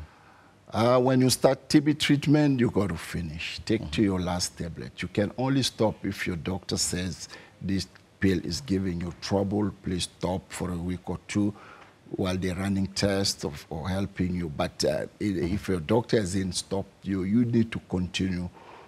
You got to finish your TB treatment. Doctor, I thank you so much for your time and joining us here and giving us that explanation. That was Dr. Norbert Njeka. He's the Director of Drug-Resistant TB and HIV at the department. So we'll take a short break and we'll be right back after that. Remember that question that we posed to you. Why do you think TB is still a problem in our country, although it's curable? Let me know what's on your mind.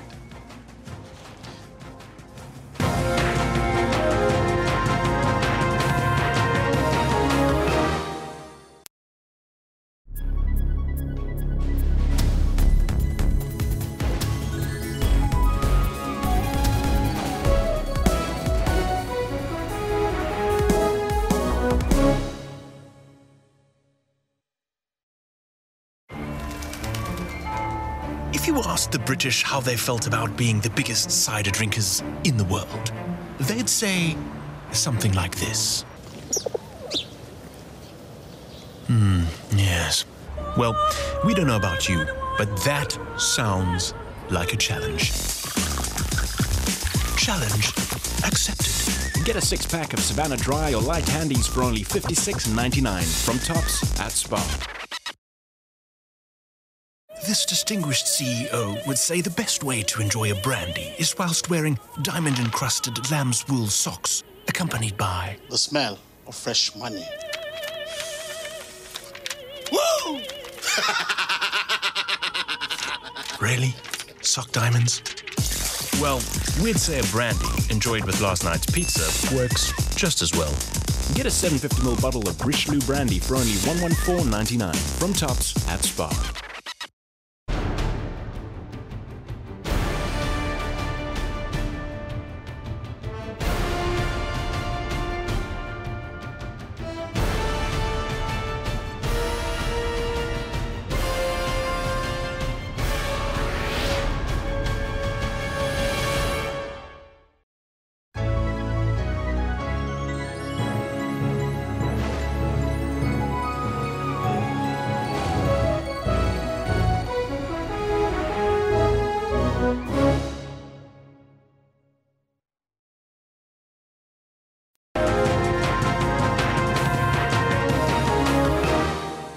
We continue our discussion on tuberculosis. Now, drug-resistant TB is a worldwide problem. The multi-drug-resistant TB, or XDR TB, are a form of TB for which normal treatment is ineffective. You just heard it from the doctor that we interviewed previously. Treatment for that TB normally takes about 2 years or longer. Now, on the eve of World TB, a breakthrough might be on the horizon that will reduce the treatment to 6 months. The NICS TB trial aims to cure patients with a 3-drug combination, and it is conducted at 2 centres in South Africa. The 2 centres are at Brooklyn Chest Hospital in Cape Town and another one at the Sizwe Hospital in Johannesburg. Dr. Florian van Groote Bedlingmeijer is a specialist physician in internal medicine and pulmonology, responsible for the MDR TB trials at the Brooklyn Chest Hospital. He joins us now from our Cape Town studio. So very good morning to you, doctor, and welcome. Good morning. Thanks for having me. First and foremostly, tell me about the treatment that you're currently doing at that particular hospital. So you mentioned the NICS TB trial, which is a trial that aims to cure patients with highly drug-resistant TB. We call that type of TB XDR TB, extensively drug-resistant TB. And those patients would normally be in hospital on treatment for years and years. And those patients have very few treatment options left because their infecting organism, the TB bug, has developed resistance to most of the commonly used TB drugs. And the NICS TB trial uses 3 new drugs. Well, I have to correct myself, 2 new drugs. One of them is bedaquiline, a drug that Dr. Njeka just mentioned, and one other new drug, and then a drug that's been used for other infections, but is now used in a combination treatment for XDR TB. And it's a 3-drug combination that is given over 6 months, and there are no injections involved. So if that treatment works and we have reason to be optimistic, then this would be a breakthrough for those patients who have very few options left for treatment. So for patients with XDR, it's a multi-pronged approach that you're using, and no injections, you mean? So previously injections were used on multi-drug resistant patients? That's correct. So we have to differentiate between MDR TB and XDR TB. So MDR TB is multi-drug resistant TB, and multi-drug resistant TB means that the bugs are resistant to the 2 most important drugs that are used to treat normal TB. Now, MDR TB is treated over 2 years with a combination of drugs, including an injectable drug. Now, patients with XDR TB, extensively drug-resistant TB, have a type of TB that's also resistant to those injections. So some patients are still treated with these injections, but a lot of them are not. And those who have developed XDR TB or have contracted XDR TB, like Dr. Njeka mentioned, those patients are treated with a combination of very, very toxic drugs that are not as effective as we would like them to be. Now, how many people have you got on the NICS TB trial? And for how long was it, is it being done, doctor? So we started enrolling patients 2 years ago, and we currently have 73 patients on the trial between the 2 centers at Brooklyn Chest Hospital here in Cape Town and Sizwe Hospital in Johannesburg. And out of those 73 patients, 43 have completed the 6-month treatment period. And we have 1 patient out of those 43 patients who's got TB again. So the question is that new TB, or is it a so-called relapse of his old TB? And it's our laboratory findings suggest that it's a relapse, but it's only 1 out of 43. And all other patients who are still alive have negative TB cultures, and which is a good test outcome in TB. That sounds like a very good test outcome. How safe is this particular treatment with bedaquiline and the other drugs that you've mentioned, and other severe side effects from the patients that you've identified? Well, any drug or any treatment that's very effective has got side effects. So this treatment combination does also have side effects, and one drug specifically called linezolid is probably responsible for the more severe side effects. There are two that are most commonly seen. The one is called peripheral neuropathy. It's a fancy word. It means that you've got tingling in your hands and in your feet. But it can be so severe that patients complain about a lack of sleep because their feet are burning all the time.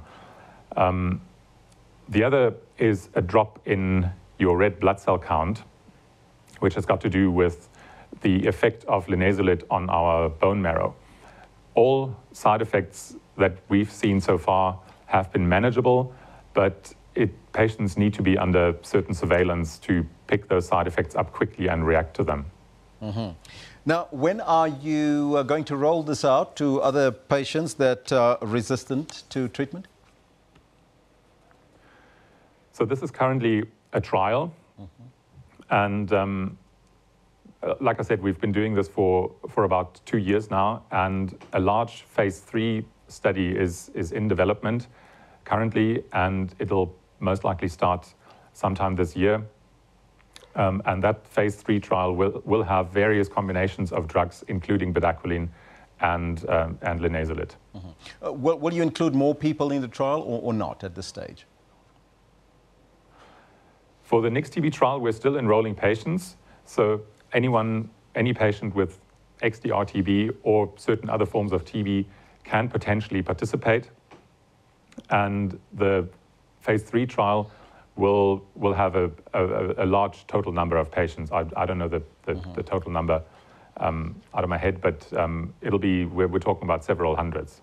Now, it sounds like a fantastic trial, Doctor, but just to go back to normal tuberculosis, which is curable, and we're asking our viewers today, why do we still see it as a leading cause of death in South Africa? Well, what's your thoughts on it? Well, normal TB or drug-susceptible TB is indeed curable. And we're not, on a global scale, we're not doing too badly with drug-susceptible TB. But still, the treatment is a lengthy affair. It takes 6 months. The drugs are potent, but they have side effects. People don't finish their treatment. HIV plays a major role. But one of the main factors contributing to the death rates of TB is, in fact, drug resistance. Like Dr. Njeka mentioned, the treatment success rate for MDR-TB are just about 50%. And studies done here in the Western Cape have shown that the mortality rate, so the rate of death in XDR-TB, is about 80% after 5 years. So after 5 years on treatment, only 20% of XDR patients are still alive. And we hope that those are figures of the past. Doctor, thank you so much for your time and joining us. Thank you. That was Dr. Florian van Groote Biddelingmeijer. He's a specialist physician in internal medicine and pulmonology, responsible for the MDR-TB trials at the Brooklyn Chest Hospital in Cape Town. Fantastic work being done. If you heard the numbers there, 70 out of the 73, 43 have completed that trial, and they're doing well. One only fell back. Now, we're asking you the question, of course, why is a curable disease like TB still a leading cause of death in South Africa? Let's take a look at what you have to say on the Twitter handle as well as on the Facebook page. Comments? Where are they? All right, this one coming here from Malibongwe says, SABC Newsroom, government is doing all the means to make sure that people are getting treatment and have knowledge about TB, but people don't care. Michael says people need education about this disease, and also health workers must go to the communities to teach them. And that's a very good point there, Michael, especially those around the mining dumps, as the minister indicated earlier. Alex Matopo says medication needs food first. Poverty leads to disease. Another issue that needs to be dealt with. Mokay says either not starting the treatment or not completing their course of treatment, #TB. So says Mokay, and these are some of your comments. Keep them coming. We'll read them as we continue. Now, there's a large national TB program underway which helped to address the TB risk in the prison system, where inmates and the Department of Correctional Services workers face overcrowded conditions and where the prison design of many facilities can exacerbate the problem. Now, the program, which focuses on TB and HIV/AIDS, however, is showing significant success. We are joined in our Pretoria studios by Singabako Umalo, spokesperson for the Correctional Services. A very good morning to you, sir, and welcome. Very good morning to you, and thank you for having us. First and foremost, I would like you to give us an overview of the challenges that you face within the Correctional Services as it relates to TB and HIV/AIDS. One must say that we inherited a system which, when you looked at our facilities, was designed as basically warehouses for prisoners. And we've transformed that into correctional centers. But when you look at the number of new infrastructure that we've built, it's really growing, but not at the rate at which we want it to be, which therefore means that we still have to use some of those facilities. And then the type of programs that we are rolling out, at times you find that somehow they're a bit compromised. So you will know that when you talk in terms of TB, and its infection rate, it's more likely to spread in overcrowded situations. So, but in our case, we are working very closely with the National Department of Health, which has assisted us in terms of coming up with guidelines to deal with TB. And as a result, we are standing in a position where our TB cure rate is at 82%, which is really very good. But I must say that what has been the winning case for us is that when offenders get admitted in our centers, all of them get screened for TB, which also continuously from time to time also gets screened even for other illnesses. And as well, when they get released, we also screen them just to ensure that at least if someone was still receiving treatment, that person is handed over to the facility where he's being released to. Now, we heard earlier that TB is an airborne disease. So what do you do once you've diagnosed the patient, as the patient gets into the system? Do you separate them from normal patients and the population? We have a dedicated team of healthcare workers in our facilities. So once they've detected that someone has tested positive for TB, then they do all necessary tests. They then determine whether that person must be segregated or that person must be taken perhaps maybe to a secondary institution, meaning that person must be transferred perhaps to an outside facility if there is an urgent need to do so. But there is a proper program to ensure that we minimize the rate of infections. Hence, early detection is cure and also early treatment. So from our side, it's more of in terms of dedication from our healthcare workers who ensure that once people have been tested, and then they go through the program, and then we also work closely with other service providers like Right to Care, who also assist us, to that effect. But as I've said, that our cure rate is standing at 82%, which clearly demonstrates that everything is under control. I must say that the only challenge that at times we confront is with remand detainees. Others call them awaiting trial list. You find that someone is on treatment, but when that person is leaving for court, is either granted bail or released.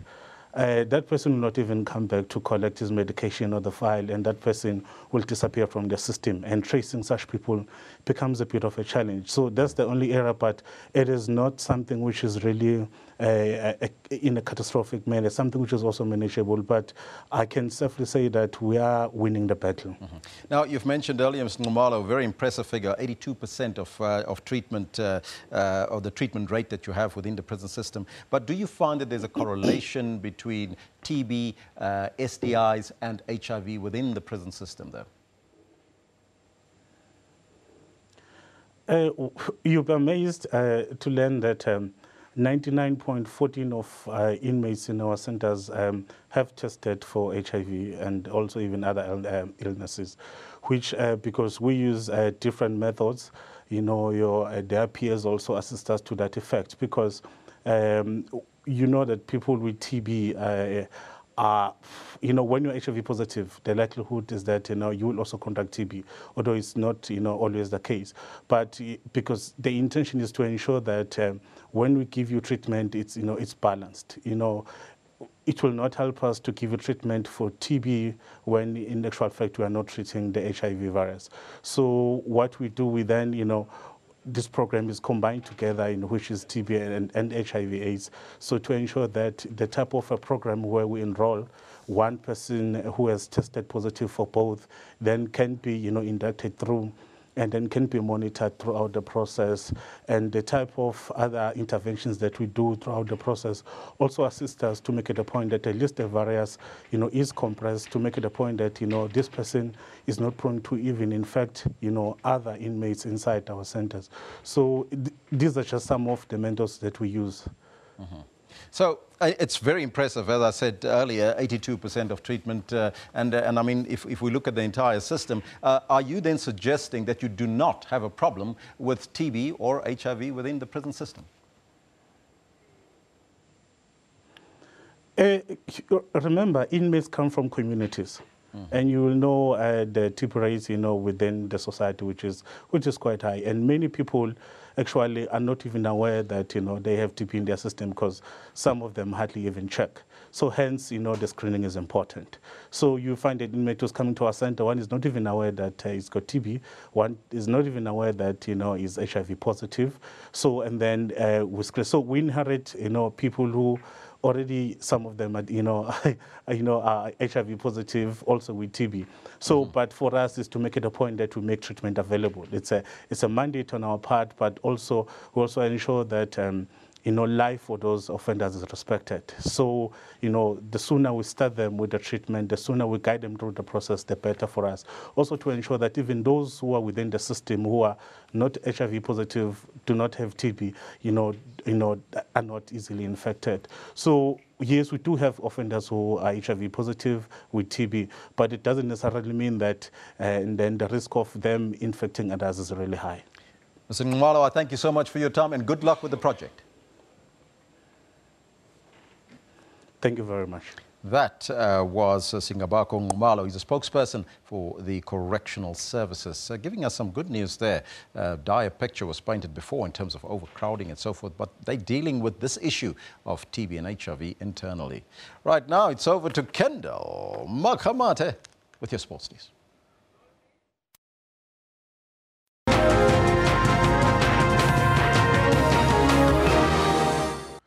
Thank you very much, Elvis. Good morning to you. Very interesting news coming out of the athletics track where South Africans will be justified in expecting great things from our track and field team on the World Athletics stage. This was the general reaction at the fourth and final inaugural ASA Speed Series in Germiston last night. Great start there by Jobodwana. He's been working really hard on this. The sprints have become more competitive. Athletes are constantly improving their times. The number of excelling sprint athletes is on the increase. Also, it just shows the perseverance and also the amount of, I want it attitude that we have right now, whereas we didn't have it in the past, And if it's starting early here in South Africa, it means that when we get to the world stage, it's going to be on an even higher note because we will be going into those championships knowing that we can win medals and we can compete against those guys. Well, a good start there by Henrico Brankes. He's right. The highly anticipated race of the evening was the men's 4x100 meters. As expected, the team made up of Henrico Brankes, Gift Lotlela, Clarence Munyai and Akani Simbini came out victorious. They clocked a time of 38.47 seconds. It was not too far from the national record of 38.35 seconds. They made a good impression ahead of the selection for the World Relay Championships in the Bahamas next month. Simbine running away with the Swaziland chasing, so is Malaysia, but look at that gap. Akani Simbine coming through, 38.47. We've missed out a couple of years with the relays, and now, we're finally getting a chance to put it together, and finally we can say that the team is together and we're ready to show our potential. I feel we're gonna end up on top this year. We definitely have a chance at a medal. So if we can keep on working with this team and bring in the other guys, the reserves, we have a good shot at the medal. It might be early in the athletics season, But if the season top performances so far are anything to go by, then the country should be in for exciting times. Lebantube, SABC News, Germiston.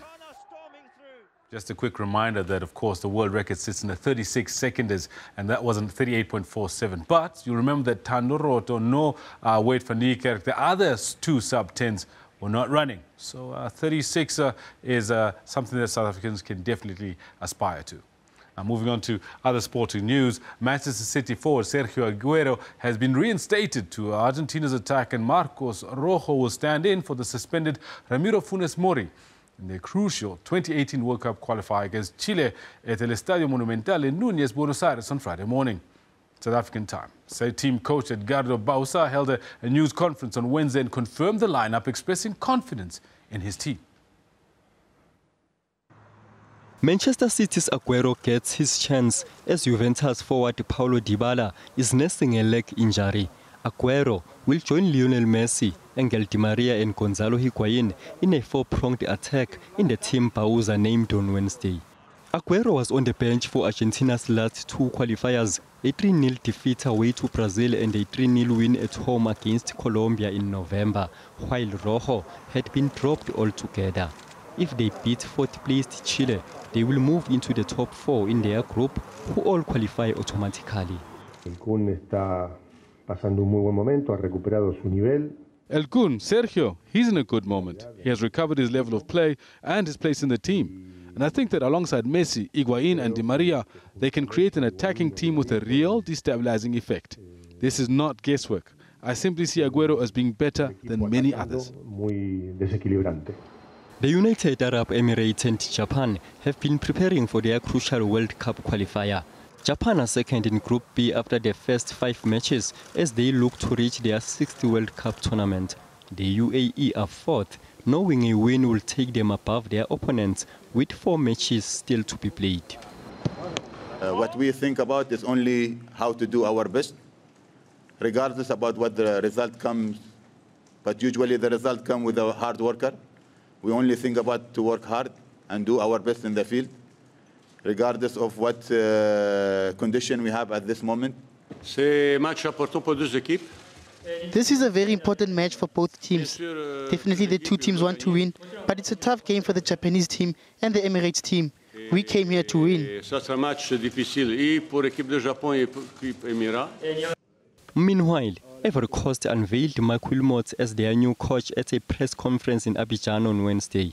The 48-year-old was sacked by Belgium in July after a disjointed 3-1 defeat to Wales in the Euro 2016 quarter-final. The Elephants of Ivory Coast are well placed in the World Cup qualifiers, leading African Group C with 4 points from 2 matches.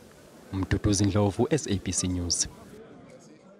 Now, match day 3 of the future champs Gauteng was used by exiting teams to salvage some pride and protect the dignity of their countries. However, for the successful teams, the stage was used to consolidate their positions, as well as give some players a little bit of game time. Win or lose, the Italians under-17 team, Torino FC, was one of the teams going home in Group A. The 2015 champions lost their first 2 matches, and their woes continued when Manuel Di Piero was sent off following a tackle from behind. However, a 10-man Torino secured a point as they drew 1-1 against Tshwane, which also bombed out of the tournament. What a goal from Nicola Reotti! He did it all himself! The Group B match between Bidvest and Spartak Moscow was an explosive one. 6 of the Spartak Moscow players have already signed senior team contracts. Both teams boasted a 100% win record, with Vets having scored 21 goals and Moscow 18. It was thus not surprising when they were tied 1-1 after a mere 4 minutes. 3 minutes, 2 goals, 1-1. The second half produced more fireworks.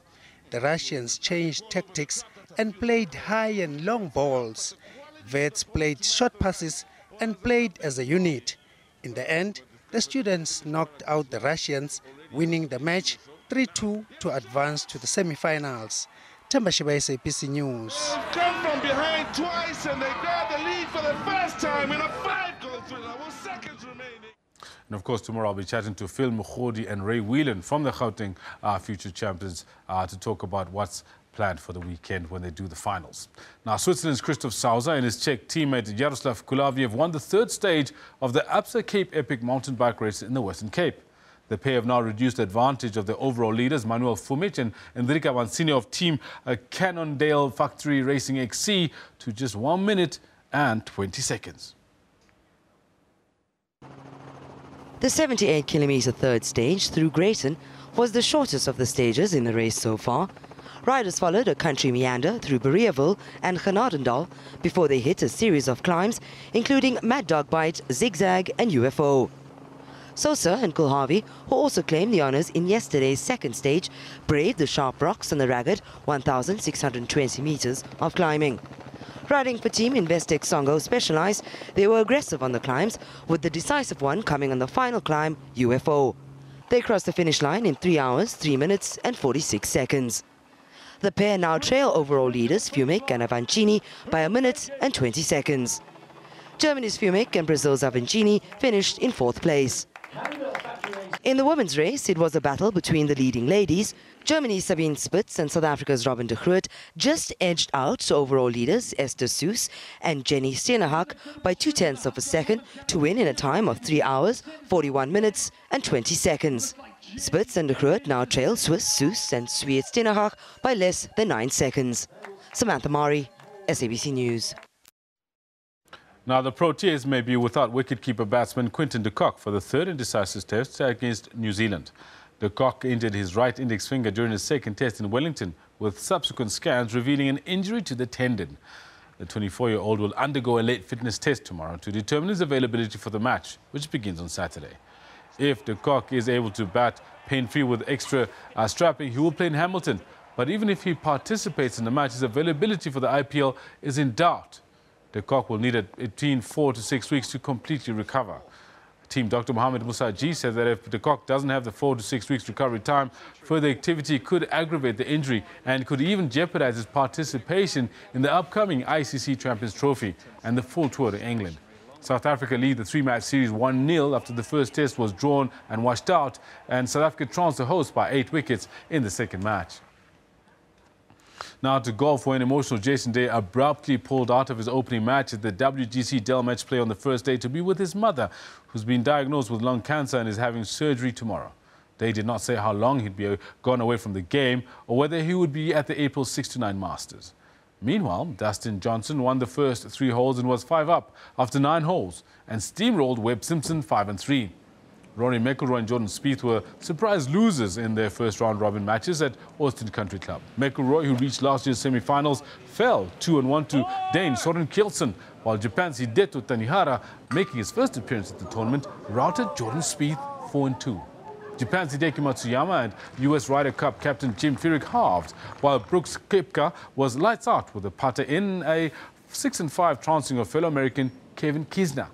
Phil Mickelson won handily over South Korea's Si-Woo Kim 5-3.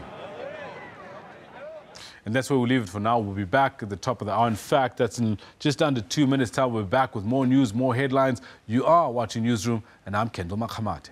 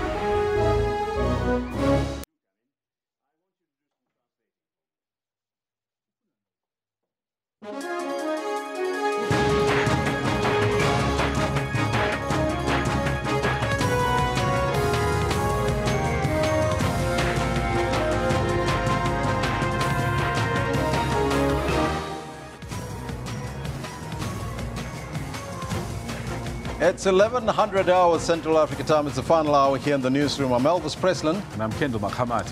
And we're speaking about a burning issue today, Kendall. It's about World TB Day that will be celebrated tomorrow only, though. But today we're tackling that issue, hey? Exactly. We're tackling it because it's a leading cause of death in South Africa, and yet it remains curable. It's a curable disease, and you die from it. So that's why we're asking you, why? Why is it still a leading cause of death in South Africa? Let me know what's on your mind. Let's take a look at your comments that you've been sending us through the course of the day. Well, let's see. We've got Wabuchabelo saying the TB epidemic is worsened by poor adherence as a result of patients not following their regimen of their antibiotics and so on and so forth. Sonwabile says it's unfortunate that people in human settlements suffer most. They can't eat their treatment if they're hungry. Mona Munyane says TB is the biggest cause of deaths in South Africa because people stop treatment when they feel better.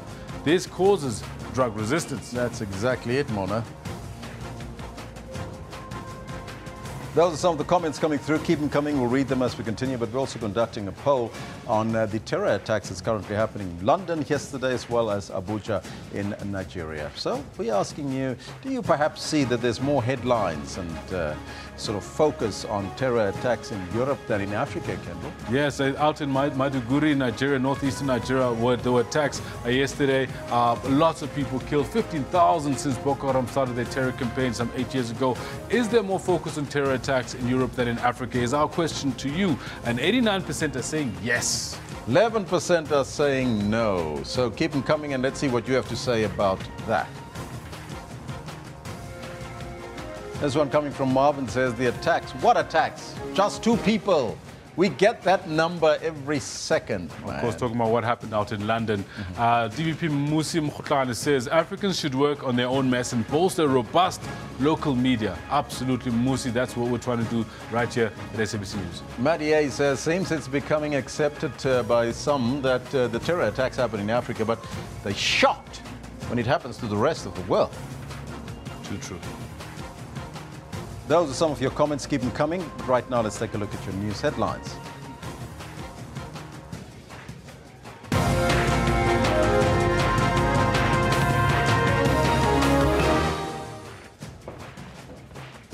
Three people have been killed in a suicide bomb in Nigeria, while the death toll in the London attack rises to 5. A memorial service for the veteran artist and actor Joe Mafela is underway at the Johannesburg Theatre in Braamfontein right now as we speak.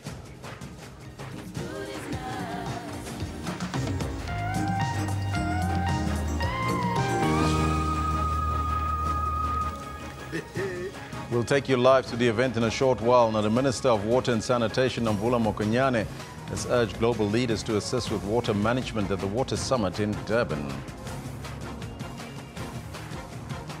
That's all coming up, but right now let's hear from Kendall what's happening in the sports as well as in the news. Elvis, thank you very much, and good morning to you. Now, before we give you anything else, we are standing by to see if we can cross over to the Joe Mafela Memorial Service, and we'll also be letting you know exactly what's happening in the sports later on. So this is what I've got planned for you for today. Around the bend. Ahead of the IAAF World Relays in the Bahamas next month, South Africa's 4x100 meter relay team ran just outside the national mark in a time of 38.47 seconds. Wherever we're going to step out and attack, we're going to go to the top. So if we step out at SA's or in the Bahamas, we're going to give our best, and give the people a good show. Switzerland's Christoph Sauser and his Czech teammate Jaroslav Kulavi win the 3rd stage of the Alpse Cape Epic mountain bike race. She's going in for surgery this Friday, and it's really hard to even comprehend being on the golf course. Rory McIlroy and Dustin Johnson suffer shock defeats on day 1 as an emotional Jason Day pulls out to be with his ailing mother.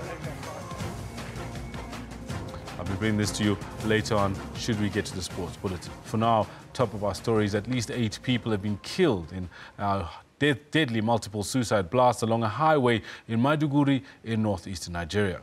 2 of those killed on Wednesday were civilians in a camp for displaced people on the outskirts of the city. Bono Police Commissioner says 18 people were injured during the deadly blast. The attacks were the latest in a series in the past week. In a video circulated on Friday, a man claiming to be Boko Haram's leader claimed responsibility for bombings in Maiduguri and a raid in a nearby town last week. Bombings near the city killed 4 on Sunday. Maiduguri has been the city worst hit by Boko Haram's horror 8-year-old campaign to create an Islamic caliphate in northeastern Nigeria. Its attacks have killed about 15,000 people and forced more than 2 million to flee their homes. And in London, world leaders have condemned the attack by a man who was shot dead by armed police, with many saying they stand with Britain. At least 4 people were killed and it's now risen to 5, and more than 40 injured in the attack outside Parliament. The attack unfolded across Westminster Bridge and is being linked by police to Islamist-related terrorism. A video footage has emerged showing the moment a car was driven into pedestrians in the worst attack in London since 2005. The attacker's car struck pedestrians on the bridge before crashing into the railings surrounding the heavily guarded Houses of Parliament. The assailant then ran through the gates with a knife and stabbed a 48-year-old policeman to death before being shot dead by another officer. The attack came a year to the day after Islamic State fighters killed 32 people in twin bomb attacks in Brussels and after a series of deadly assaults in Europe. The British Parliament was locked down for several hours and hundreds of lawmakers and visitors were later evacuated to nearby Westminster Abbey and the Metropolitan Police headquarters. Prime Minister Theresa May described the attack as sick and depraved. She also added that the assailant chose the site as an assault on Britain's democratic values. And a memorial service for veteran artist Mafele is underway at the Johannesburg Theatre in Braamfontein. Mafele died during a car crash over the weekend in Johannesburg. Mafele, affectionately known as Duma, boasts a career in the arts industry spanning over 50 years.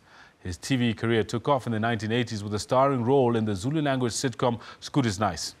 In 1996, Joe Mafele released his first music album with the title track Shebeleza. It became a huge success and was used as a theme song during the Africa Cup of Nations in 1996. At the time of his death, he was in the cast of Generations The Legacy.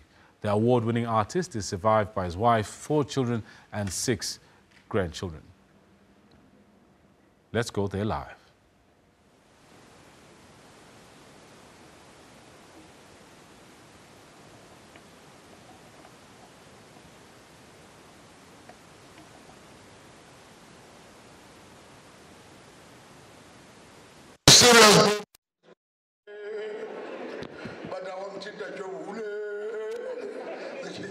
So we're going to allow, these are good days. We don't insult, we consult.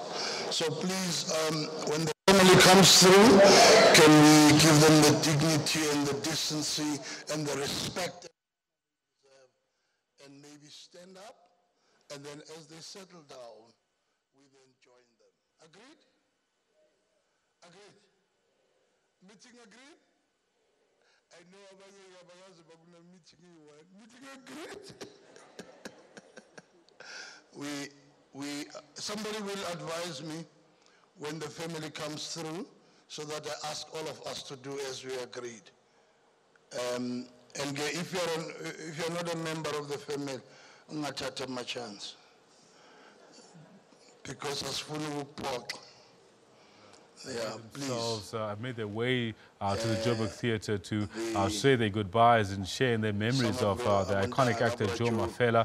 And it's something that it's sad how often we get to meet people and we get to see this when artists, iconic artists and legends of South Africa's theatre and TV are seen pass away. Elvis, I know that Joe Mafele is definitely an actor that would have touched a lot of people. This Doom, or as many people would call him, Kendall, yeah, he would be revered here in South Africa. Legendary actor and artist, made many South Africans laugh, cry, and of course with all his antics on television on the small box that he's entertained us for so many years. Now we will see if we can go back live to the event as soon as we can sort out all the audio problems that we have a little bit later. So right now, let's now see if we can continue with the news with Kendall. No, thank you very much, Elvis. We'll definitely be trying to get back there as soon as we can. Now here, back in other news that are happening around South Africa, police are searching for more suspects in connection with the recent burglary at the offices of the Chief Justice in Midrand. 2 of the 3 suspects arrested in connection with the theft of computers were yesterday remanded in custody. The 2 are facing charges of possession of stolen goods and fake IDs, as well as unlicensed firearms. A 3rd suspect was released without being charged. The accused are linked to the theft of 15 computers at the Chief Justice offices. They will return to court on the 30th of March for bail applications. Patlane says the 15 computers haven't been found, but police hope that a man named Nkosinathi Msimango could assist the investigations. The South African Police Service is calling upon Mr. Nkosinathi Msimango, who was in the vicinity of Mamelodi on the day of the arrest and who has valuable information and insight into the commission of this crime, to approach the investigating officer and or report at the nearest police station to assist in this matter. The computers contain sensitive information on Constitutional Court judges, but who are the targeted judges and what is on the stolen computers? It's rather not proper at this point to continue commenting on the information that is contained, but for obvious reasons, because the more we disclose the type of information, whoever are in possession of these computers might be tempted to go and find it. Patlane has appealed on the public to come forward with any information linked to the case. Patricia Fasahi, SABC News in Pretoria. Now, staying on that story, the theft of delicate information from the Chief Justice's offices has sparked fears of direct state involvement. A brazen robbery at these premises over the weekend, raising more questions than answers. The constitutional obligations of both just a day after the Concord ruled on the social grants payment crisis. Speculation rife that it's not simply an opportunistic crime or coincidental, but that it's linked to the ruling on the social grants. The court ruled that CPS should continue paying grants for the next 12 months. The State Security Department distanced itself from the speculation. The Office of the Chief Justice, though, is not ruling out any possibility. In terms of the timing, I think one would not want to speculate because it does have a link in terms of what has happened or not. We don't know if there's a link. Several other incidents are courting controversy. Men forced their way into the home of the former Social Development DG, who resigned in the middle of the grant saga, citing a breakdown in relations with Minister Bathabile Dlamini.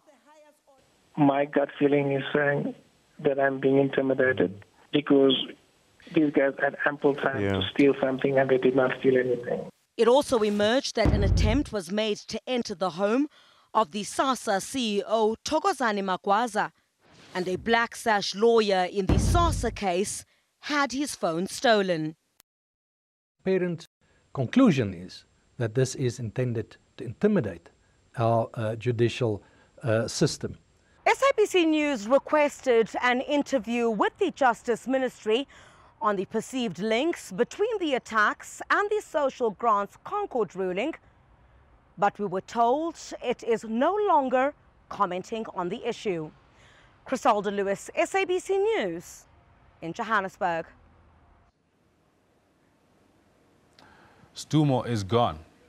South African silver screen royalty Joe Mafela has passed on, and the memorial service for him is being held at the Johannesburg Theatre right now. As you can see, coming to you live from there are pictures of the family arriving at his memorial service at the Joburg Theatre. The sound is back up. We are able to cross there again live to bring you in to the proceedings there.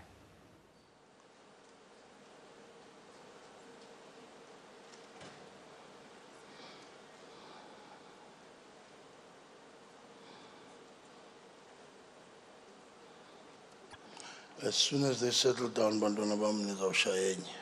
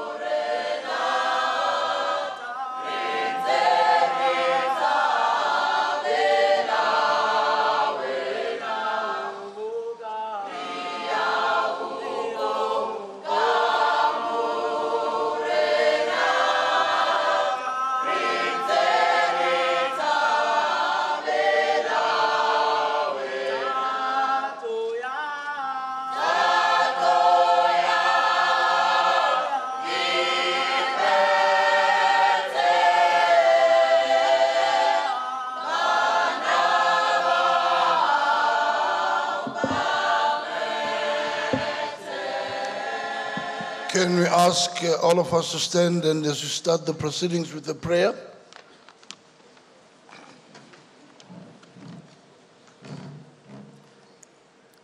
Let us close our eyes. Father, we come before your presence in humbleness with all of our heart, our mind, and our soul. Asking you, Lord, to bless this moment. The moment, my Father, that will be the history of our lives with this icon, my Lord. My Lord, we ask in the name of our Lord Jesus. Here is the family, my Father, of Mafela. The people, my Father, that they need the words, my Father, that will comfort them. But, my Father, there's no one, my Lord, who's above you can do that to comfort their soul. We are begging you, Lord, at this moment that you must bless them. In the name of Jesus, Lord, bless the program of the day. Everything that, my Father, it will happen into this place. Let it be in your will. We are asking you, Lord, all this in humbleness with all of our heart, our mind, and our soul. In Jesus' holy name. If you believe, say amen. While standing, the choir is going to lead us, SABC choir will be leading us in the national anthem.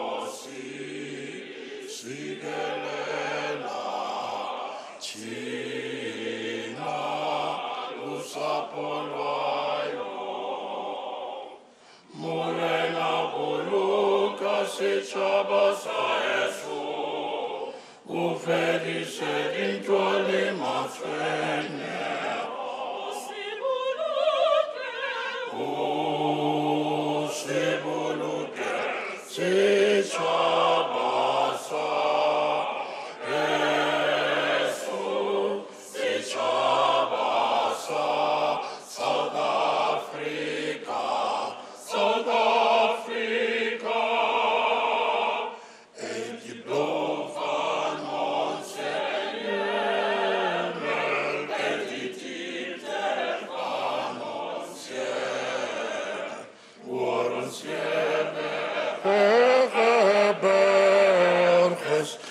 die Kränze anverkehrt. Sound the call to come together, and united we shall stand. Let us live and strive for freedom in South Africa. All land. Thank you. As they give us another item, we're now preparing for another priest to give us a word of encouragement to the family.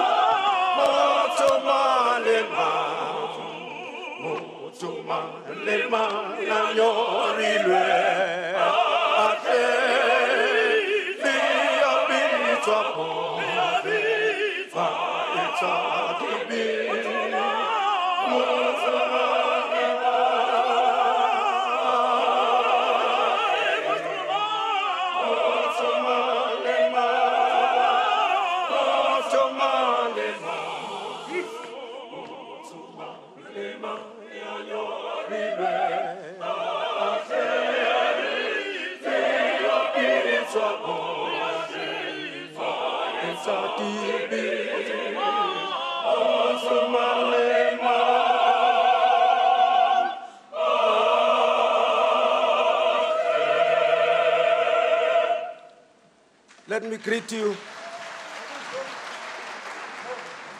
Program Director.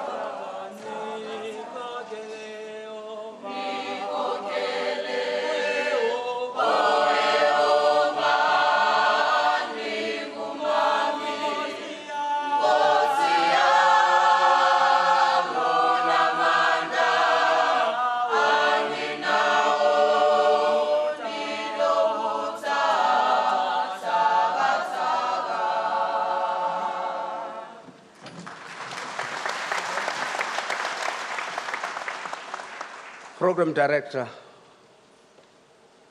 Honorable MEC, the veterans of this department, the bereaved family, Somlomo of the African National Congress, the congregation at large who have come here not to mourn. Asizanga kuisho labrakiti. Let us all stand up and sing. At that time when Brajo was involved in an accident, I think he was singing this song. Umangisoka kuona lomhla ba umthalangi hamba kujabula ngobujeso ngingenisa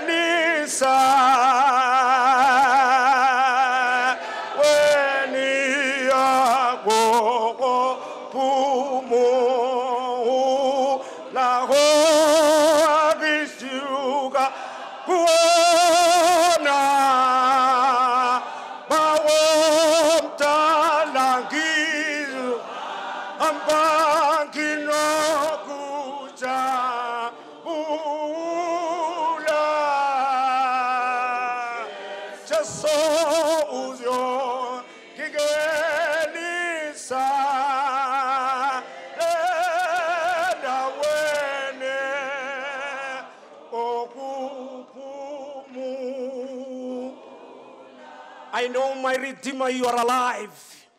Even if my body is in tatters. Yes, my Almighty God, I'll see you. May we seated.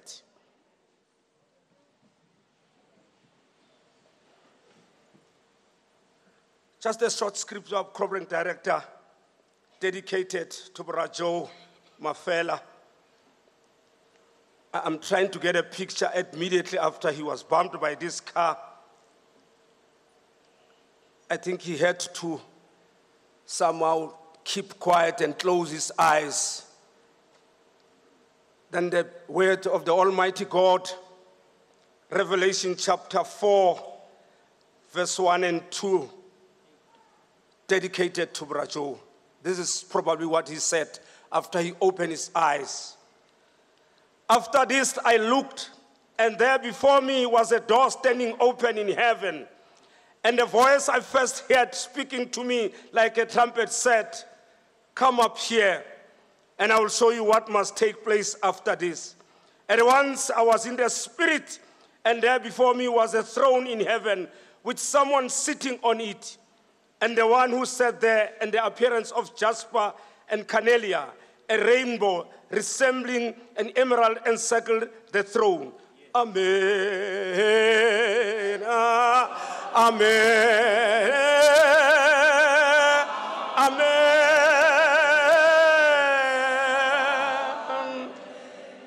Immediately after I was bumped by this car, I closed my eyes and looked upon the Almighty God.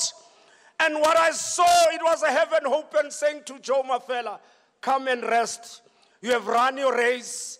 You have accomplished your mission, and you have kept your faith. Now it's time to come and rest." Because when we pray, we say, "For thine is the kingdom, the power and the glory." Then I'm saying to my wife and children, may you release me so that I may go in peace. And I'll keep on smiling forever and ever more. Amen. Who am I not to forgive? God, you have given me life, and I've lived my life in the fullest. What else do I want? Because I was over 75 years. Now I must go and rest. I've rendered my services with due respect, and now it's time to go and rest. We talk about the man. I'm saying, Program Director, to enter the kingdom of heaven, it's not by going to church Monday to Monday. There are only two things ezizakufaka kuThixo, inhliziyo yakho nemsebenzi yakho. Finish and clear.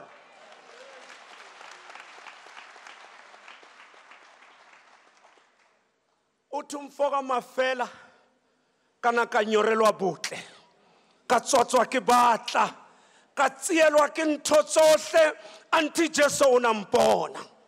My wife and children, may you release me so that I may go and rest in peace. Amen.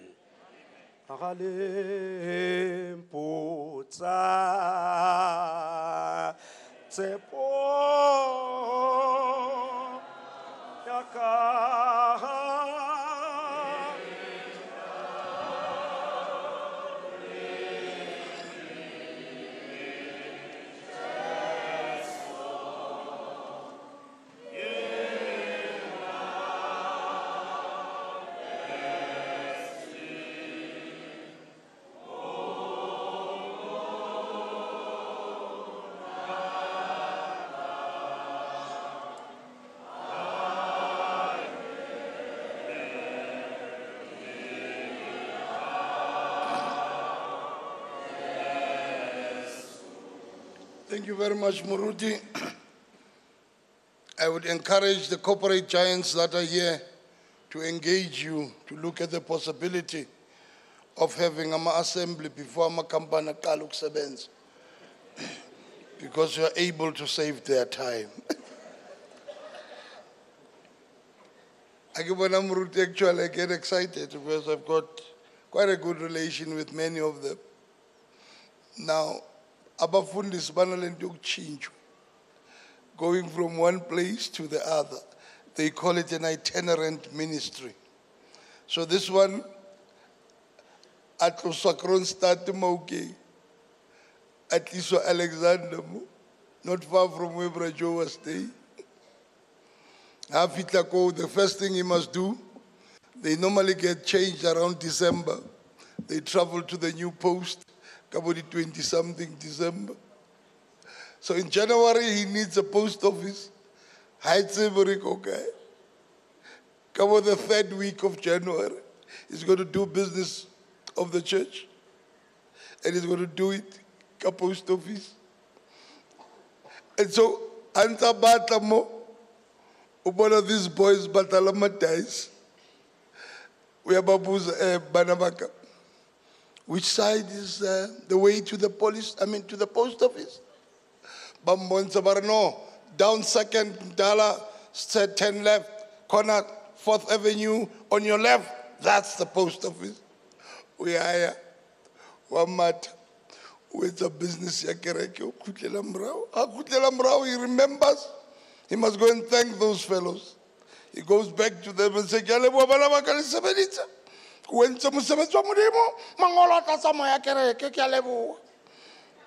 it takes 2 steps and it takes a U-turn, goes back to them. Banabaka, you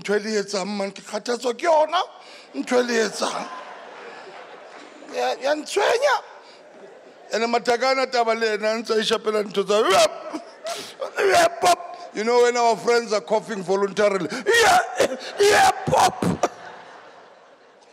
And he says to them, it didn't say law. It didn't say law. It didn't say law.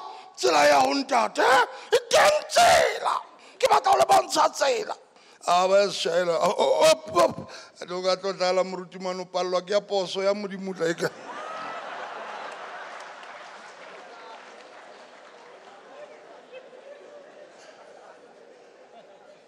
Thank you very much, Muruti, for the inspirational words. To the family, you all welcome to this program. But one who's going to officially welcome all of us is the outgoing chair of the board of the Joburg Theatres. And is none other than Dr. Mungani Waliserote. Can we ask him to come forward as we give him a good round of applause?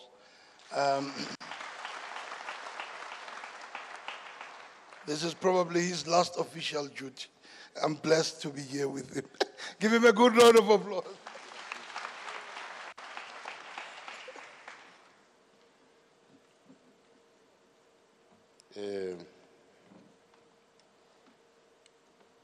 Me, Mama Fela.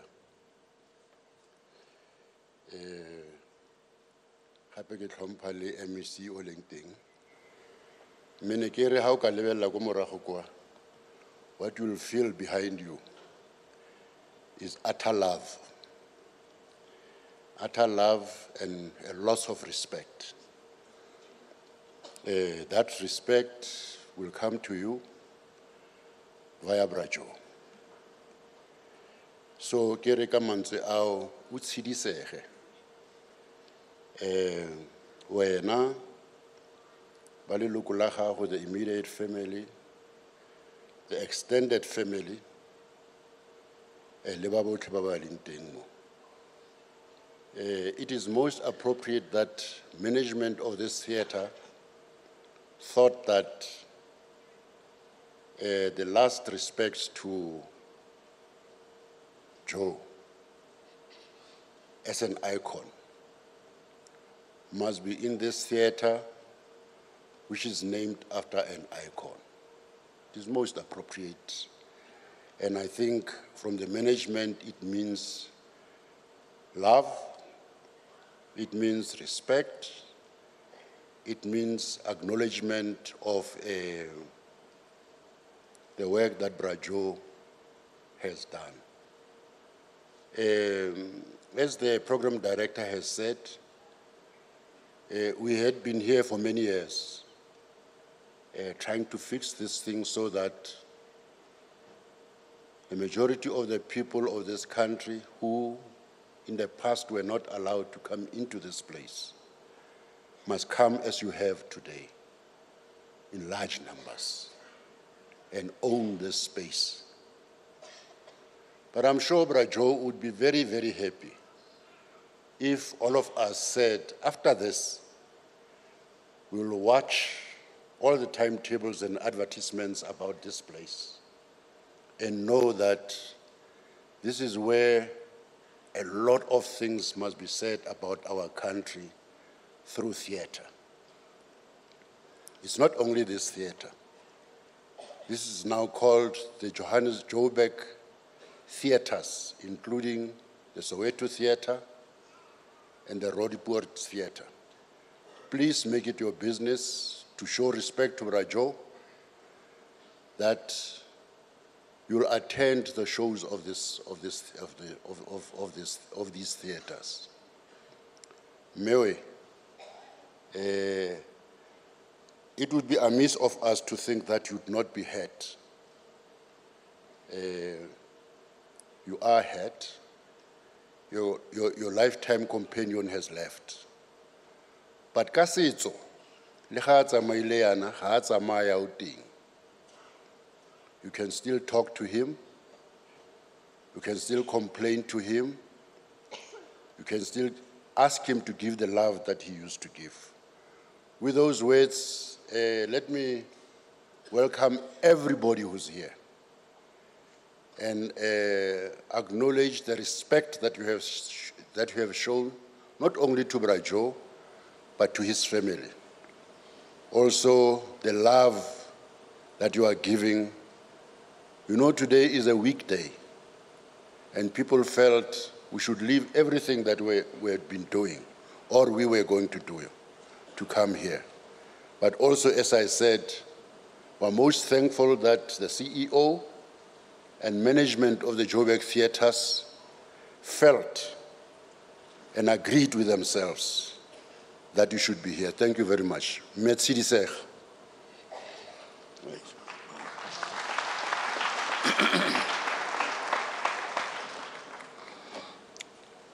We now prepare thank you very much, Dr. Sorote. We now prepare for the family to speak to us on their loss. We're going to have the following people representing the family: Paula Mafela, Jimmy Mafela, Bitan Tamo from the in-laws, and later there's going to be playing of a CD, family CD. But for now, let me give opportunity, one item to the SABC choir as Paula, the younger brother, gets ready to speak to us.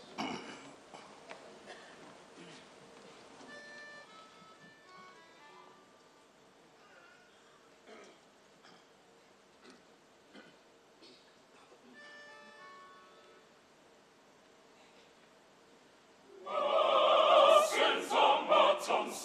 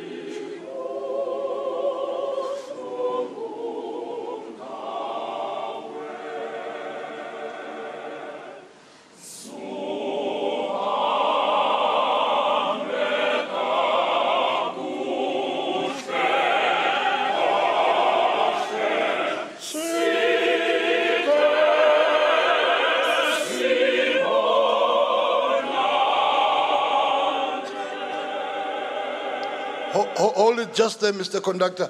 Please allow me to extend your choir.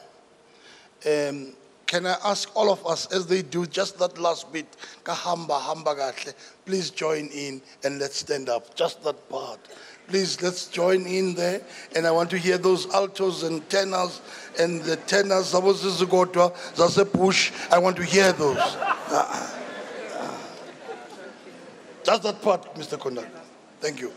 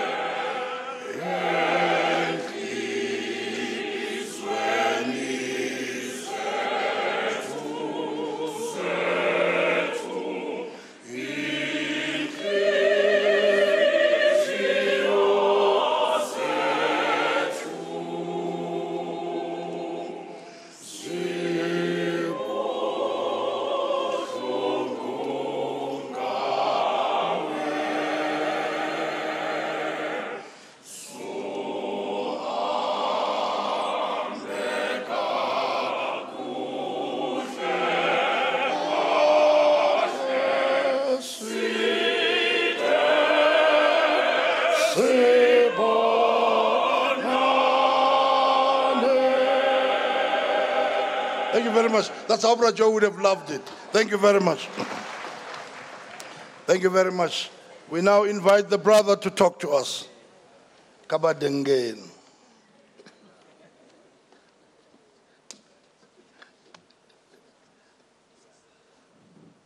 And I must say, this is a pleasure for us to have this pleasure of your pleasure in our pleasure to have this pleasure. Thank you. First of all, I would like to thank Mr. Program Director, Brakit Sitole, the MEC, the legends, and everybody at large.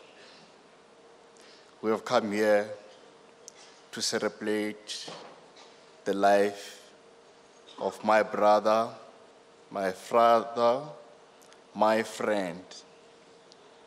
We as the family, we are really devastated by the loss of Joe Mafela. Joe was a loving person, a person whom you will never find angry at anyone at any given time.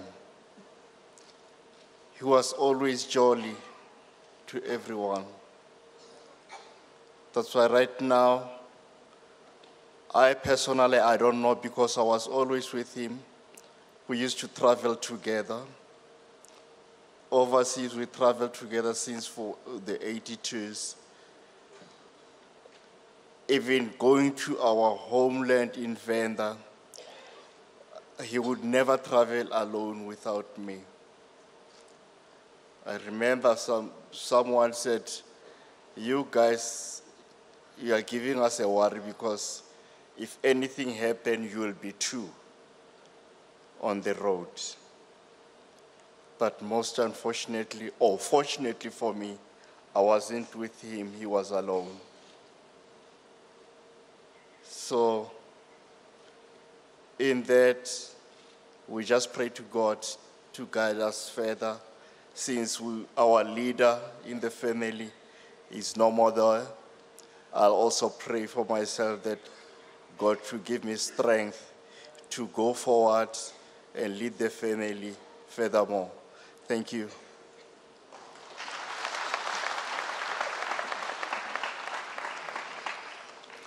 If we scriptless, it's a funny correction. Because that 50 marks instead of 100. And ask me what happens to the other 50. I'd be saying, messenger la part, you could achikum fuabo, ngalea lingo yabo ya se shayandima, na se flay, na se toyando, but shimbere zwabudi. That was the only one that was lacking. And earlier on, the SABC choir sang, and they were using Isxhosa for the advantage of those of you who do not know what language were they using earlier on when they sang. Now, what I like about Isxhosa is that it has a tendency of making sure. You know, we read a book when in school, they would say English made easy. Now, Isxhosa is not going to say English look like and sound like it's very easy. They're able to turn it around. Utuguye, uzawuthini ke ngoku awuzawuprovayidisha.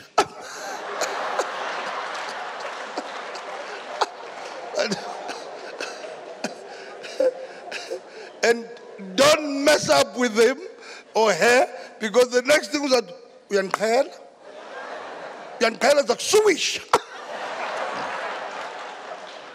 Now, that's one nice area about the Xhosa language. It turns easy around, but Quentin, yeah, can do it.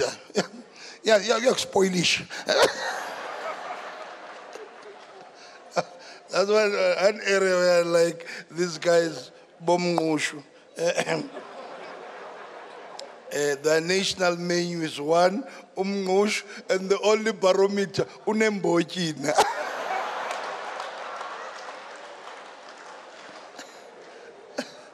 And they remind me of our chief, one of our chiefs in the Toyando area, Avagasheli University, La Payasavenda. And so the students, Bayabuza, which west side is the car park, and the vice chancellor is accompanying him out of the schoolyard. And you see, because Isavenda and Songa and Sipedi, they're spoken in the same province. So they ask which side is the car parked. Nkosi yami yaphendula under that medicine there. Ukwile babuwa Sipedi bare klasa sifate sela. Manje ke sisikhathi sifate siba a tree siba muriane. So akasazazi when does it apply? We now prepare for the next speaker from the family, and we invite the son, Jimmy Mafela, to talk to us. Tatu yao,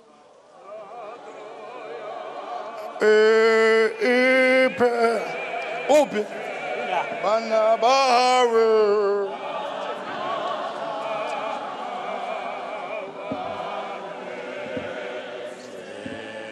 I don't mind. Jimmy can stand here for the next hour. I don't mind. Because they're the kind of people who save space. They're unlike us. Unlike us, Tina, we abuse space. Sambonani njani? Mkhona. I just want to play a drum because my father was a drummist. Is it okay with all of you? Yeah.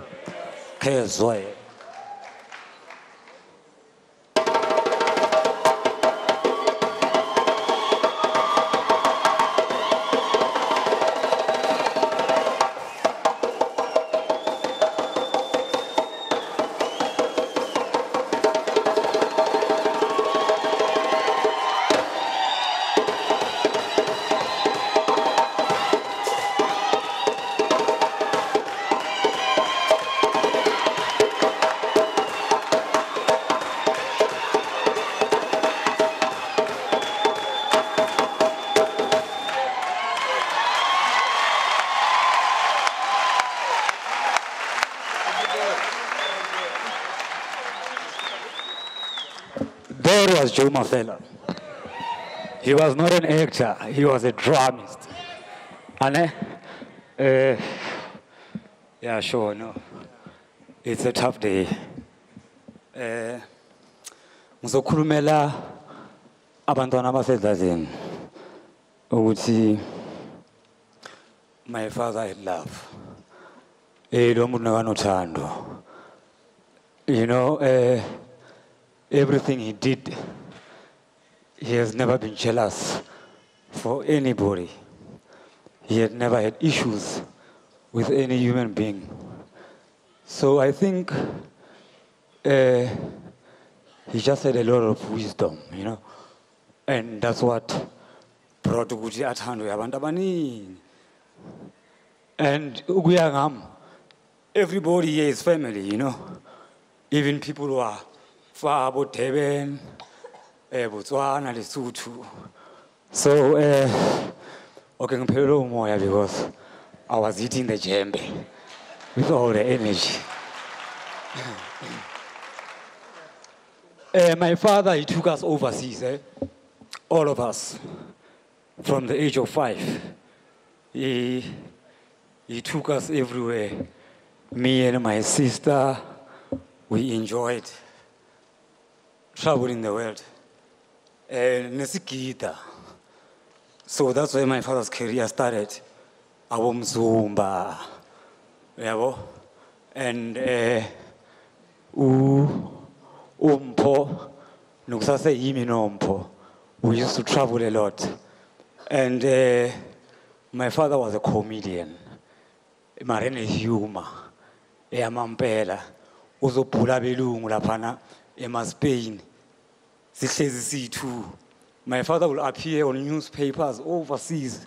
La bangamkhiphi, you know. And when Scooty's Nice came into play, people thought that was his big break. The man had breaks when he was still kubomzumba yabo 1970 what. Ukuthi nje nokusakholwa amashika.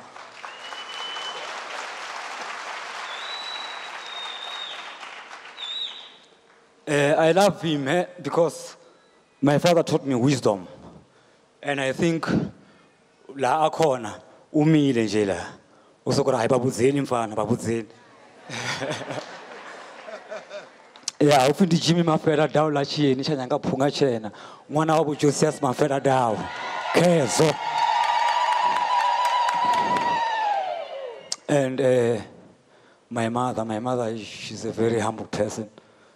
And she knows the hardships of life. Gubo laba phuma khona. I want to ababamba impilo ngokuqina, you know. She's a very, very humble person and a hard worker in terms of ukubamba umndeni. My father was a coordinator. Nokugijima itokufela, uhlanganisa ama-actor, you know, and he was very passionate about the arts in South Africa, more especially to the black people. According to him, all of you actors here, you're supposed to be in Broadway.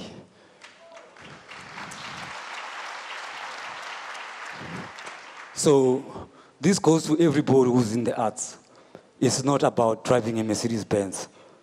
It's about having generations and generations going forward. It's not about houses. It's about creativity. It's about life. Because God, if God gave you oxygen that we're breathing it now, and it's for free, give your creativity for free. Because cars and houses come and go. Thank you. Thank you, Bob. Peter Ntamo from the in-laws.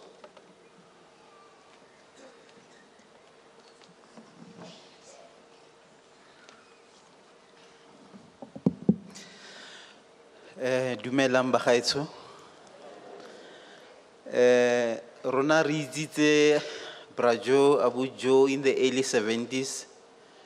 A etela go gae atla, wa itse go Soweto ke di forum. Go se nene fela ke utlwa ausi setsa bua puo e nngwe re tsorane fatshe ka re ho etsagala moya. So ka bona hore no he ba mo daile connected ya no. Those years we used to have a black and white television. Kana ko television ne tswalwa. But before it tswalwa, I know hore inele nna ke leng remote control. Do you know we never had those remote control? And then wasota.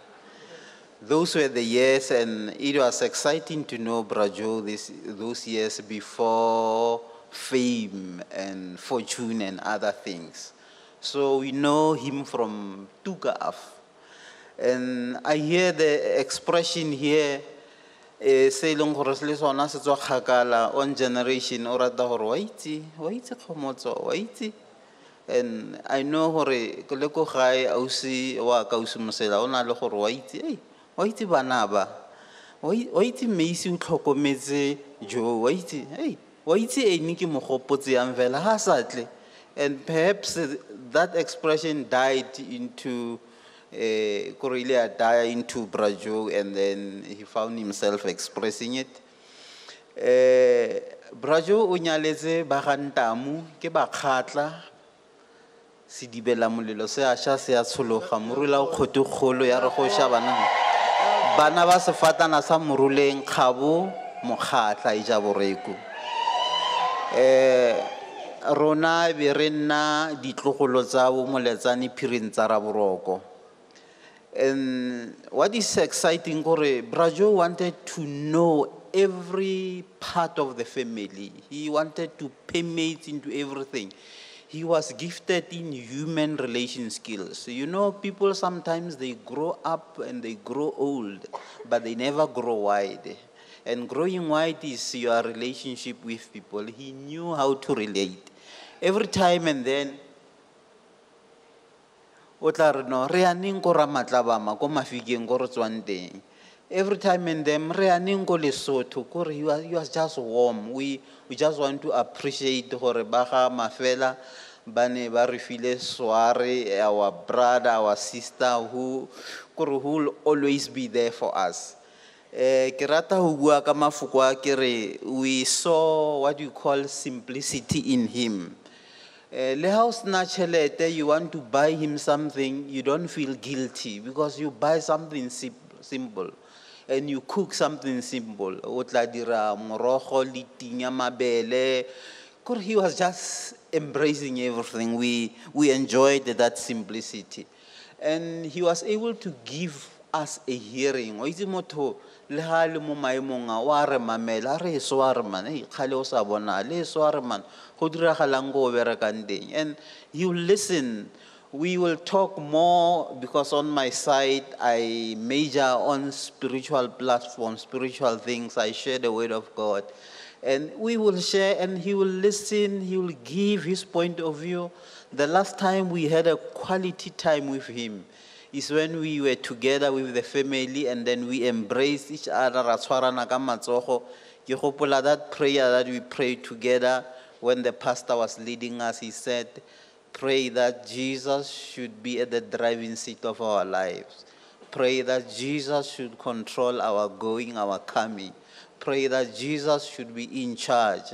Pray that when you go through storms of life, that we must have the rock on which to hide. And we prayed that prayer, and we were glad that he was also part of praying that prayer. So, kamantswe a kere, baga Mafela, le botlhe ba lesika, tshidisegang ga go a latlhegelwa lona fela. Le rona ba ga Ntamo re latlhegetswe. Just a week from now, ne re tshwanetse re ye ko a family gathering.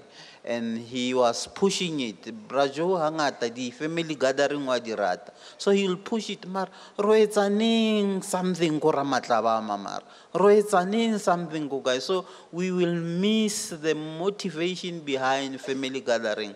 Ausumsela ko bofelong kare o feditse sentle, you finish strong. Statistics say dire 10 out of 10 only 3 men finish strong. And finishing strong, it means you finish hantle mo lenyalong la gago. So re leboga gore Abu Joe finished strong. Re leboga gore le wena o sendi o feditse sentle. Batho ba rata go simolla dilo mme re ga ba di feleletse. They are starters. They start something but they will never take it unto completion. But wena le Brajo, you have finished strong. Modimo a le tshegofatse.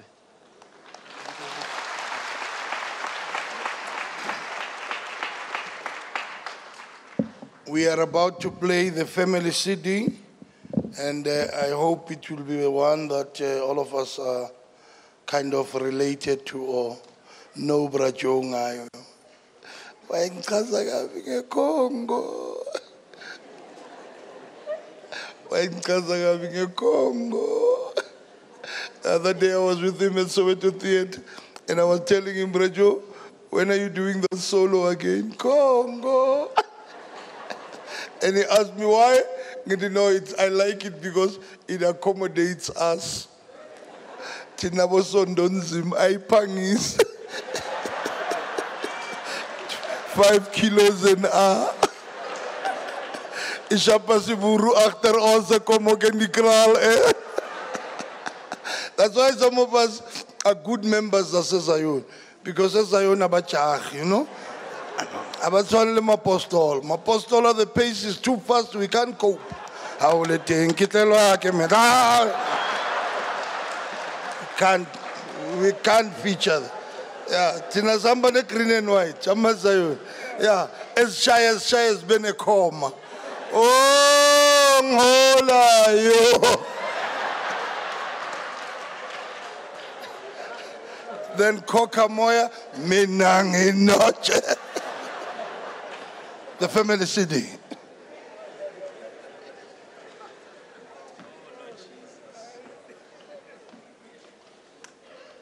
DJ, play track 1.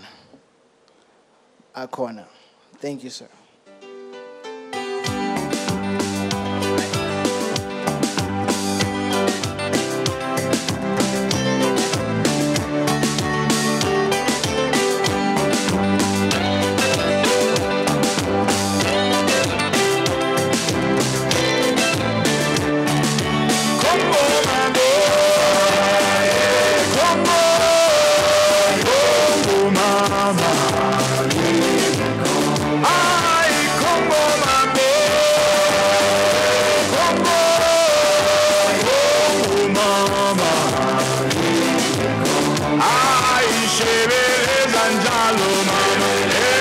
ekuseni mama nentambama ayishebeleza njalo mama ekuseni mama nentambama ayikhombo mabe khombo mama ayikhombo mabe mama hayi bathi shebeleza njalo mama ekuseni mama unantambama hayi shebeleza njalo mama ekuseni mama unantambama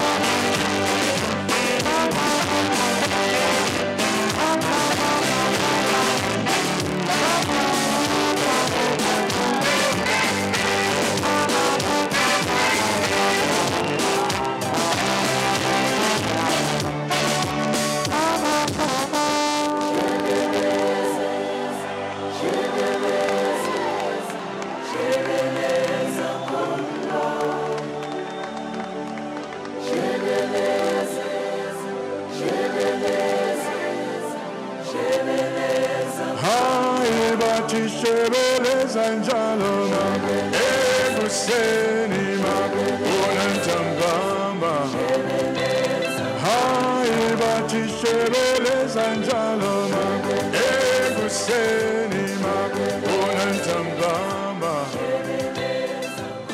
hayi khombo mame khombo mama.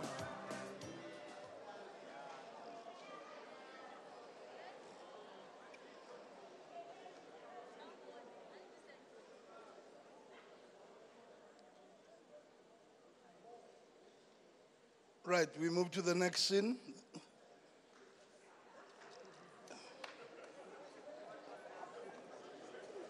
We wrap the Congo scene, we go next. The Congo scene has been wrapped, we go into the neighbor scene. Agreed? These are good days, you know. These are good days. We no more insult, we consult. Agreed, the Mafela? Agreed, OC?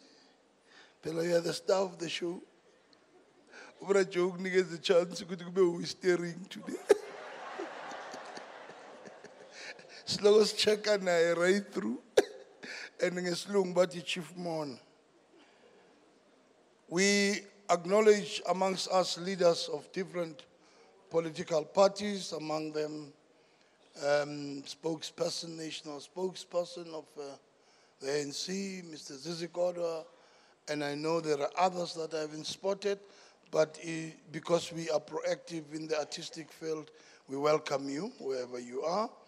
And we also want to acknowledge the presence in our midst of the acting COO of the SABC, Maruna Mebesi Tugwana, the acting group CEO of the SABC, Babu James Aguma, and Nala Vevangamaz, some of us say Amaz, Secretary look for actually Cape Town, so Simbone screening. I send a problem in Kulungai. The acting group executive for corporate affairs, Mr. Kobokile Museu, is here. We appreciate your presence. Now. Everybody is important today.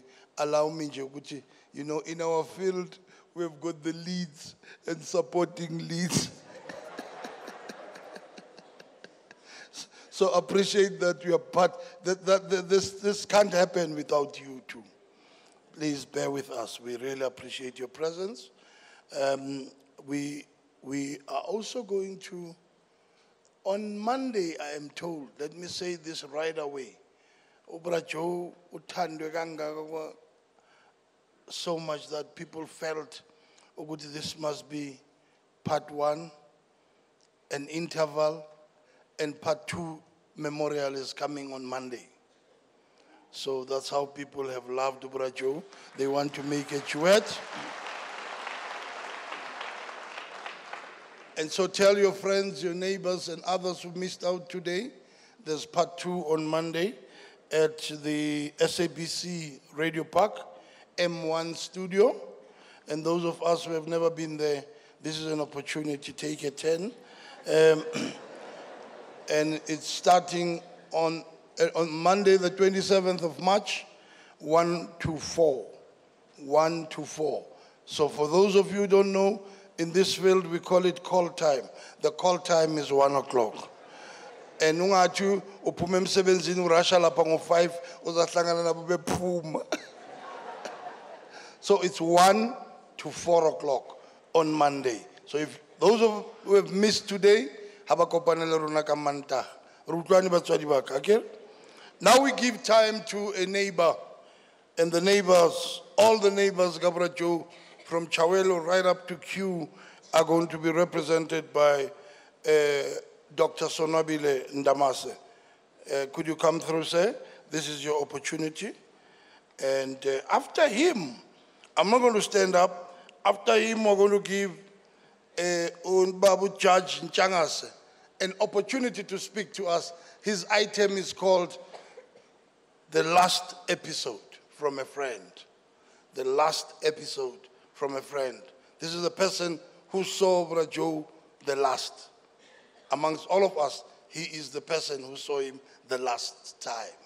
So we'll give him time to talk to us.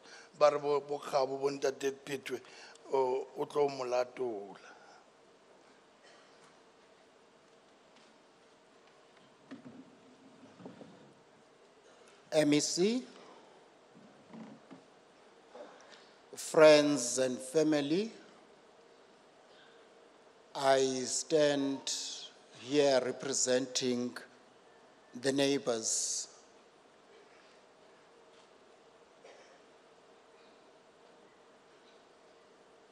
I'm a bit disturbed in the sense that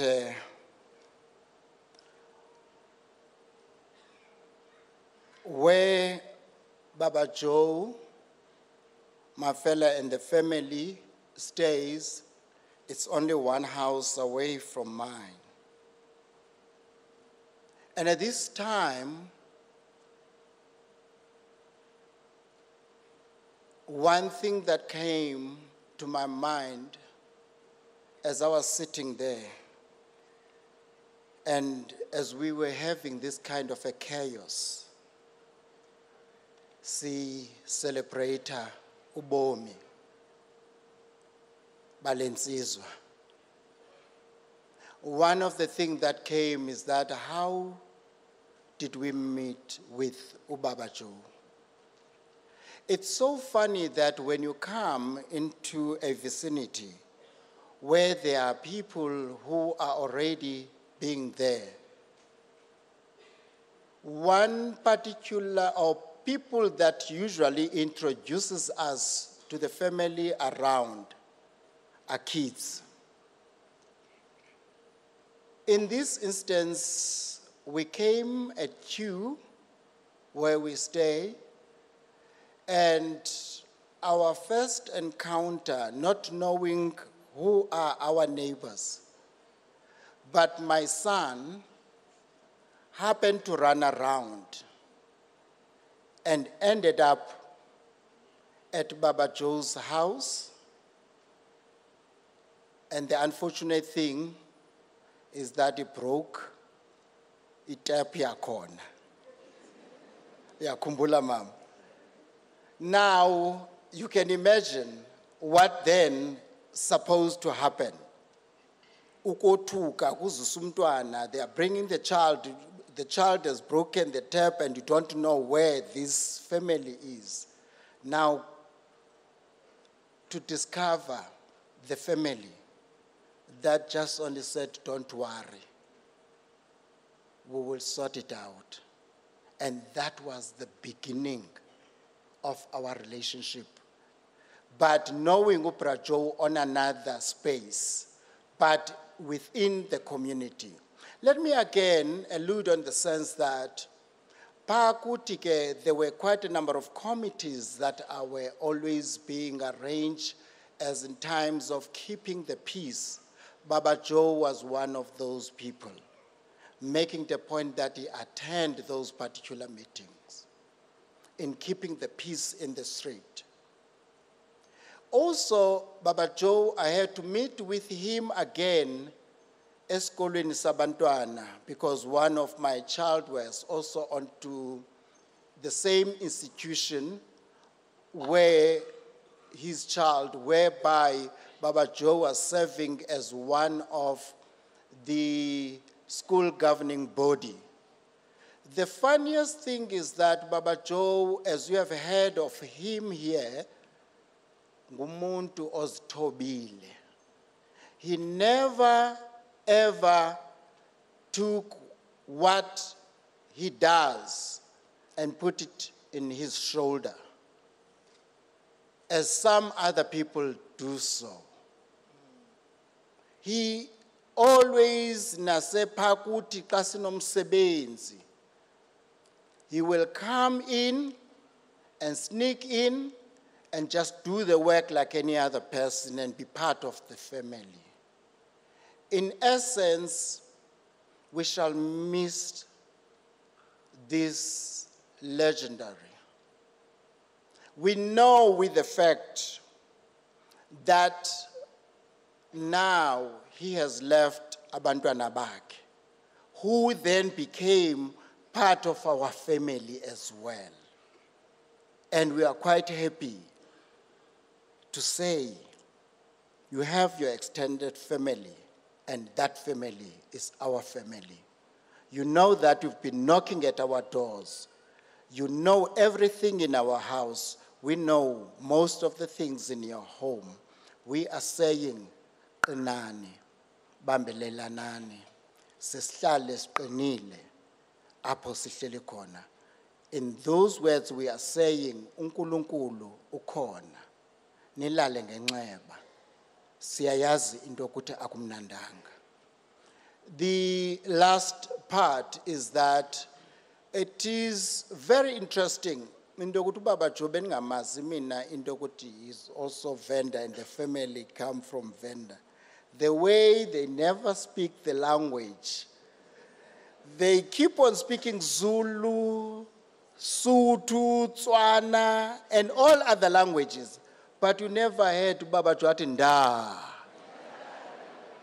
And the kids as well, I've never heard of them coming in our homes and start to greet us. I said, nda, and also listening to us, because we always want to learn the languages. We also thought quite a number of times that Ubaba Joe must be a Zulu. And we are so thrilled to say you were our neighbor and you are still our neighbors. In that, we are saying, uNkulunkulu anithwale mama. Many a times, angazi in our house could be by into lentine fire phakathi.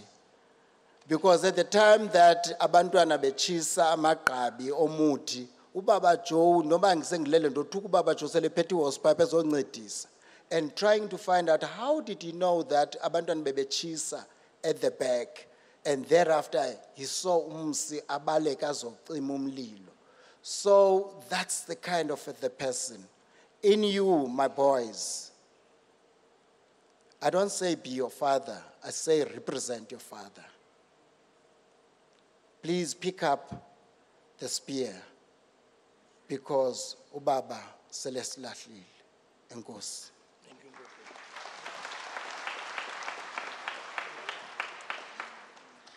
Into undamasa ngayazi yoba in our field, part of the language that is used there, it's something called fluffing.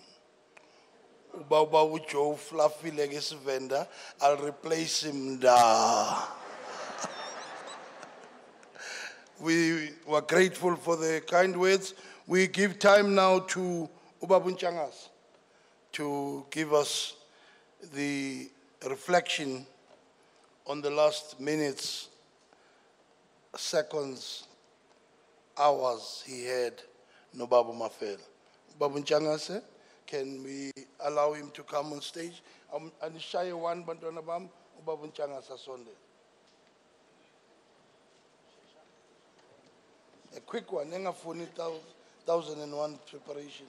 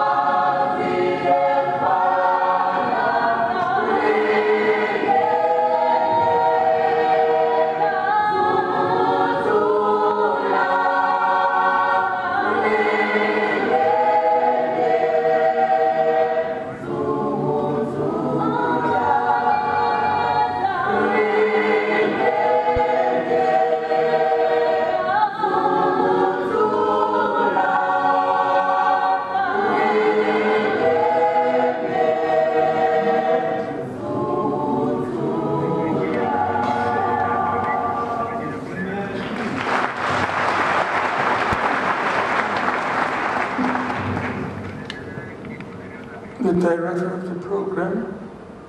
I have heard that there is RMEC here, and the other dignitaries, including the legends who were in the field with Joe, and I observe all protocol.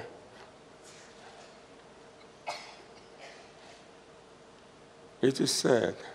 I never thought that there would come a day when I would speak to my brother, to my friend, Joe, without having him answer. I still see Joe. I may have seen him before today. I still see him. And when you sang the song Shosholoza, it resounded as music that has been sung in my province, KwaZulu-Natal, where I come from, for decades. I still see him. I work with justice, but in this case, I'm not going to be able to do justice in 4 minutes to a man who I have known for 30 years. I first met him in 1986.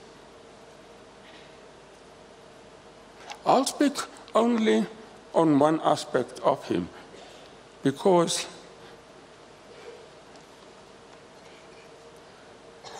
there is just too much to say about him.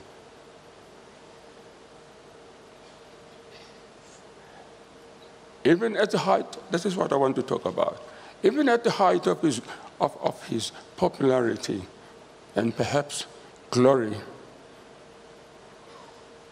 when you extended your hand and wanted to touch him, you could still have access to him.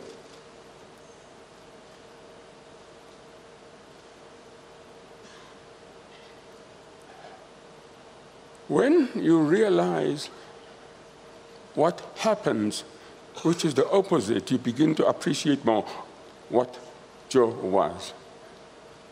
Let me take 30 seconds to tell you that when Joe visited us every year in those 30 years, he never commercialized his visit. I invited him because the people were crying out for him. I never made anything out of it. Neither did he. But one day, I think I need to mention this. I tried to invite one of the artists in Esopie. And I was requested to pay 25,000 rand. I went back to the people and said, I've had various people coming here, you know it, and you know Brajo, he's been with us for a long time. And one man asked me, what is it for? I said, well, for you people to see him. And he said, where does he live? I said, well, possibly in a township.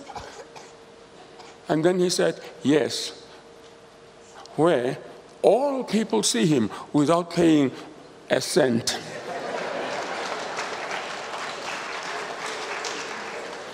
So you can see how generous he was. Here, after the demise of Brajo, you must believe me when I say to you that I have received a flood of condolences. You can see now the bonding that existed between Joe and my family. I brought my family along, and others from KwaZulu-Natal, and he was able to relate with everybody. even with the bishop that is with me here. I'm closing now by saying, Mama Mafela, you are greater than life. In the 30 years, when I said, Rajo, the family, and the KwaZulu-Natal people want to see you, he would say, go away to your family. And my 14-year-old said, Baba, the death of Joe, with the death of Joe, I feel that a family member has gone. But not everything is lost to us. He still lives. And as long as his legacy is with us, he lives. Brajo and some like him were always an endangered species. I say endangered because there remain very few people with the heart of Joe who will go out to the ghettos to visit people. My place where I come from is Mtubatuba, and it's not a glorious place to be at.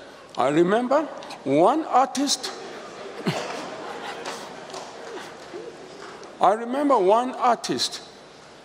a lady, who we invited because people wanted to see her. I had to escort her back because she looked around and said, no, I can't be here.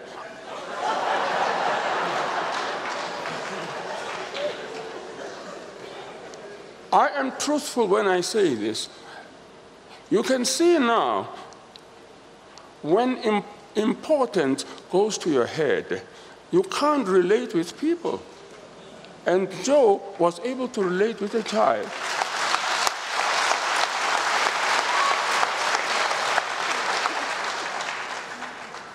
And he was so versatile. I've heard it said here, and it was true, that I heard an interview there where hundreds of photographs would be taken, and he had patience for all of them. Mama Mafela, siyabonga, ututuzeke, and sicela uNkulunkulu akubophe ngebhande. I would have liked to pay my last respects to my friend, a friend for 30 years, at his funeral. But I've heard that it is next week. And I'm saddened by the fact that I will not be able to attend. I'm presently chairing an investigation with some international experts, an investigation of the Marikana disaster that happened in 2012, and we have a session on that matter next week. I thank the program director, I thank the Mafela family for giving me this opportunity. And it is something that I will cherish for life, to say a word about the man I knew, about the man I loved. May God allow him to rest in peace. Lakash, wherever he is, if he...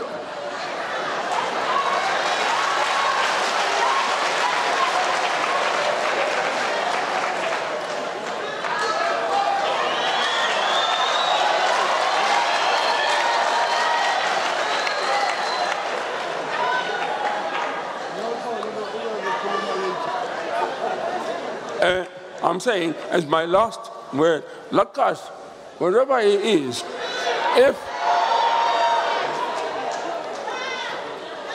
if Joe owed you any money, come and claim it from me.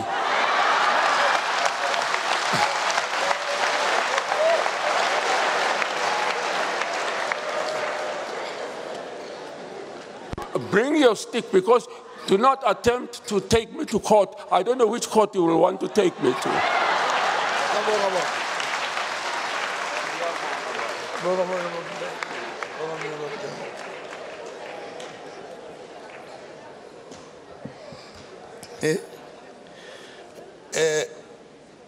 Ngenhlanhla babunjangas.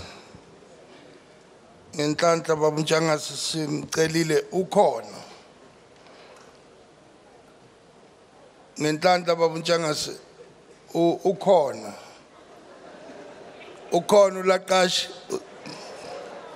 Ukhona lapha emva uzawuza naye azobeke yakhe inkulumo later. Ngizambonisa ukuthi uhleliphi.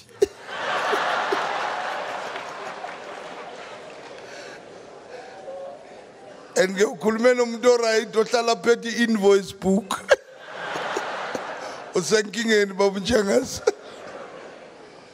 But Lakash must also be ready for a beautiful lawsuit from Babunjangas. Thank you very much, sir. We are moving now into an area that says here, industry bodies, brief word of sympathy. Industry bodies, brief word of sympathy. We start with the National Film and Video Foundation CEO, Uzama Mkosi, which will be followed by the SABC spokesperson, Obabo Keiza Kanyako, followed by the SIFSA president. SIFSA is the Creative and Cultural Industries Federation of South Africa, Tony Koroche, followed by Romeo, who represents the music scenario, and someone else who's going to represent the Young Artists Federation. So they're coming in that order, and I would ask, as I give an opportunity to the SABC choir, a very short one stanza, can I ask all of them to come forward so that they are nearer, so that they don't then give us a bit of headaches by moving. So in that order, the NFVF, SABC, SIFSA, Sakau, and Young Artists Federation. Can I ask all of them to come forward, please? And I won't come in between. They'll just give each other the baton.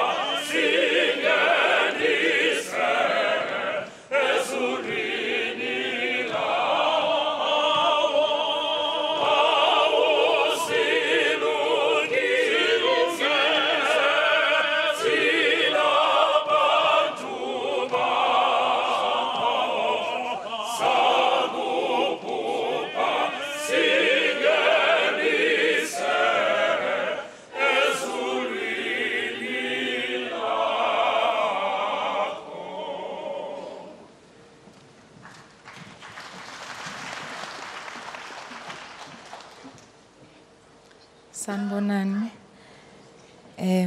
Ngokukhulu kuyithoba ngiyanibingelela umndeni ngibingelelo MEC phakathi kwethu. We are very honored as NAVF for the opportunity to come and celebrate the life of a phenomenal entertainer, a phenomenal icon, a legend of our time, Mr. Joe Mafela. We are indeed saddened by the sudden passing of this legendary actor, songwriter, film director, and producer. Joe Mafela's career spanned over 5 decades.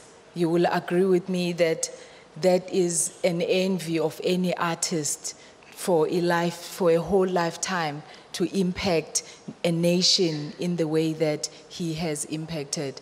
In fact, when I was sitting down there, I heard that in my notes, you know, we've got in the history book, Suguti, his career started in 1974 with Udeliwe, but the people I've been sitting with, and certainly the family members, it indeed shows that what is, the history books do not even reflect even half of the story.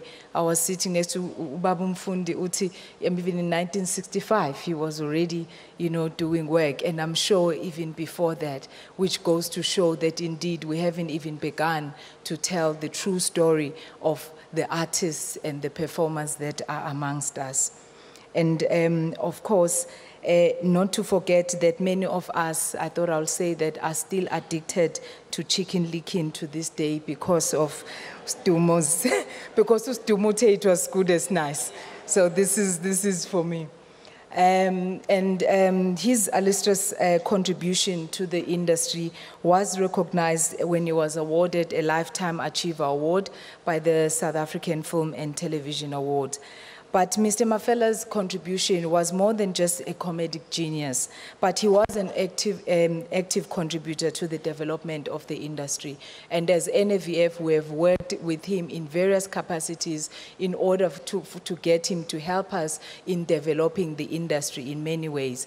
And in the recent past, we know that as early as a few months ago, we were working with him because he was part of the panel that we selected to judge the International Emmy Awards. And that was a huge honor that he would agree to do that, because it also involved him traveling with us to New York for a long period of time. And we're grateful, Ma, that you allowed to do that, because him traveling with us, you know, the people there were still even shocked at the caliber of the quality of experts that we have as South Africa to contribute to the world, because oftentimes when we're in these platforms, you are expected to you are there to learn from the Americans, but he indeed showed the Americans when he got there that they have a lot to learn from us. So he really represented us well. He will forever be remembered not only for his impeccable work ethic, but as I said, for passion for his craft, but also his warmth and his humor. His memory will live through the iconic characters that he portrayed. Sitemdenini agwehlanga lingehlanga.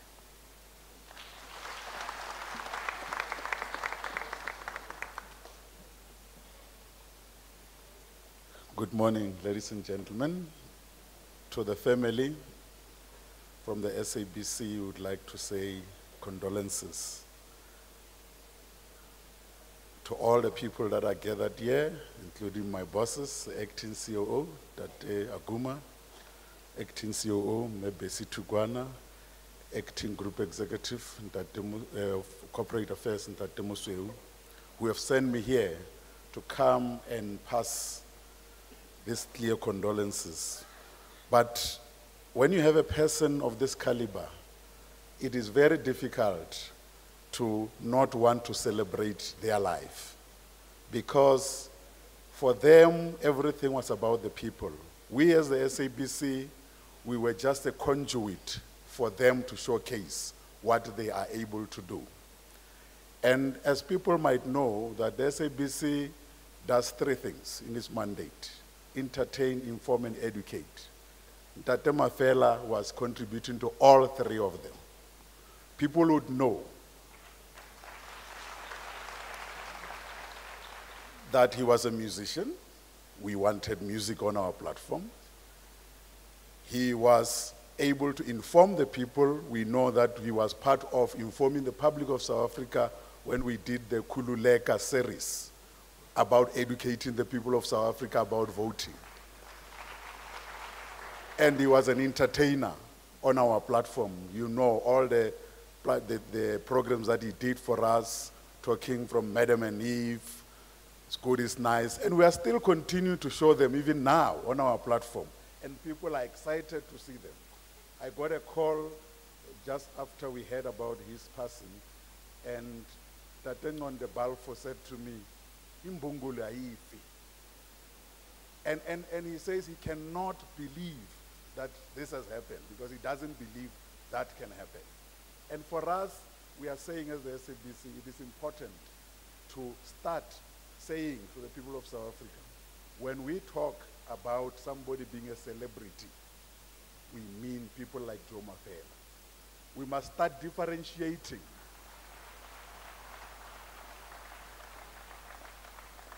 We must start differentiating between somebody being known and somebody being celebrated.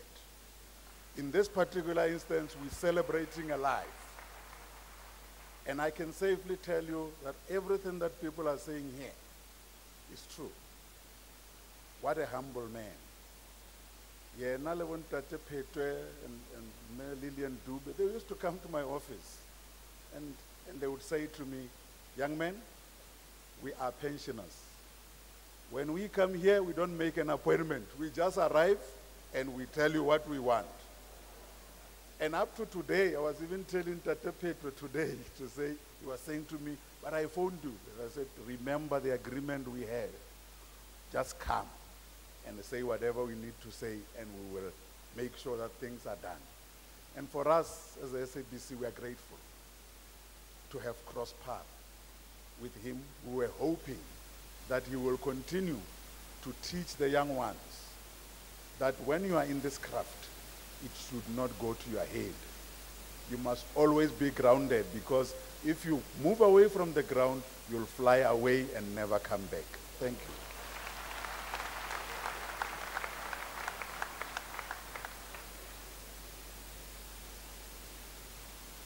Thank you very much.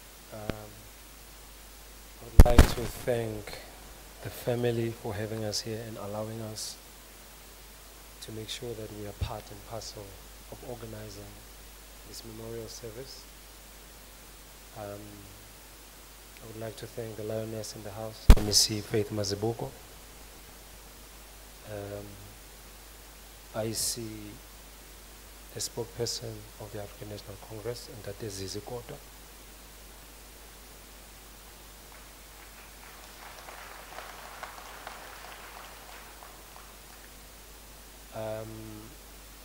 Artists,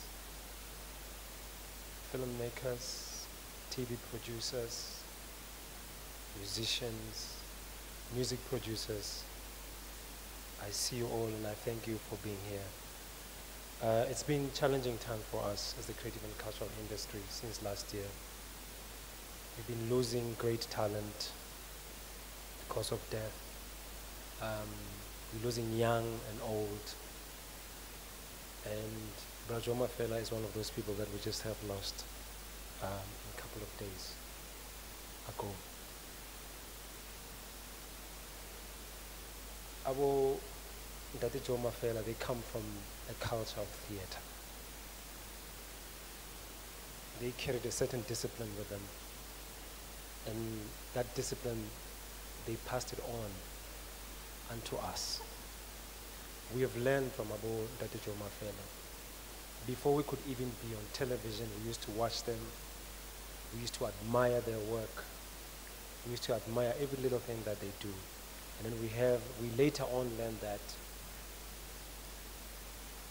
they just were not born into being on television. They started somewhere. They paid their dues. They used to do theaters in the back rooms, in the garages. And if you think about it, most of the beautiful and most celebrated theater pieces that you have ever seen in South Africa, they were made in the back rooms. They were created in the garages.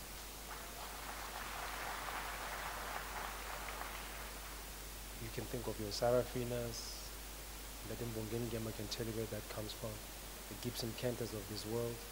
And Ndati Jo Mafela was part of that clique that came there. And most important about him is that he brought something into our television screens and into our theater space. It's a comedy that no one could ever think that they could ever pull off. But the simple thing that he did is to put on a child's face on an old man. So every time you see that Jo Mafela do something, he goes, where's the old man? That was his best selling point. I don't know if I'm doing it right, but I'm trying. In us even celebrating the Joe Mafela, you know, they encourage us to be who we are today. There were people who walked before us, who saw us. I mean, I think I directed his elder brother in one of the series that I was directing and producing. I was still even learning from that and getting advice. But Dade Joe Mafela did not escape exploitation of our industry.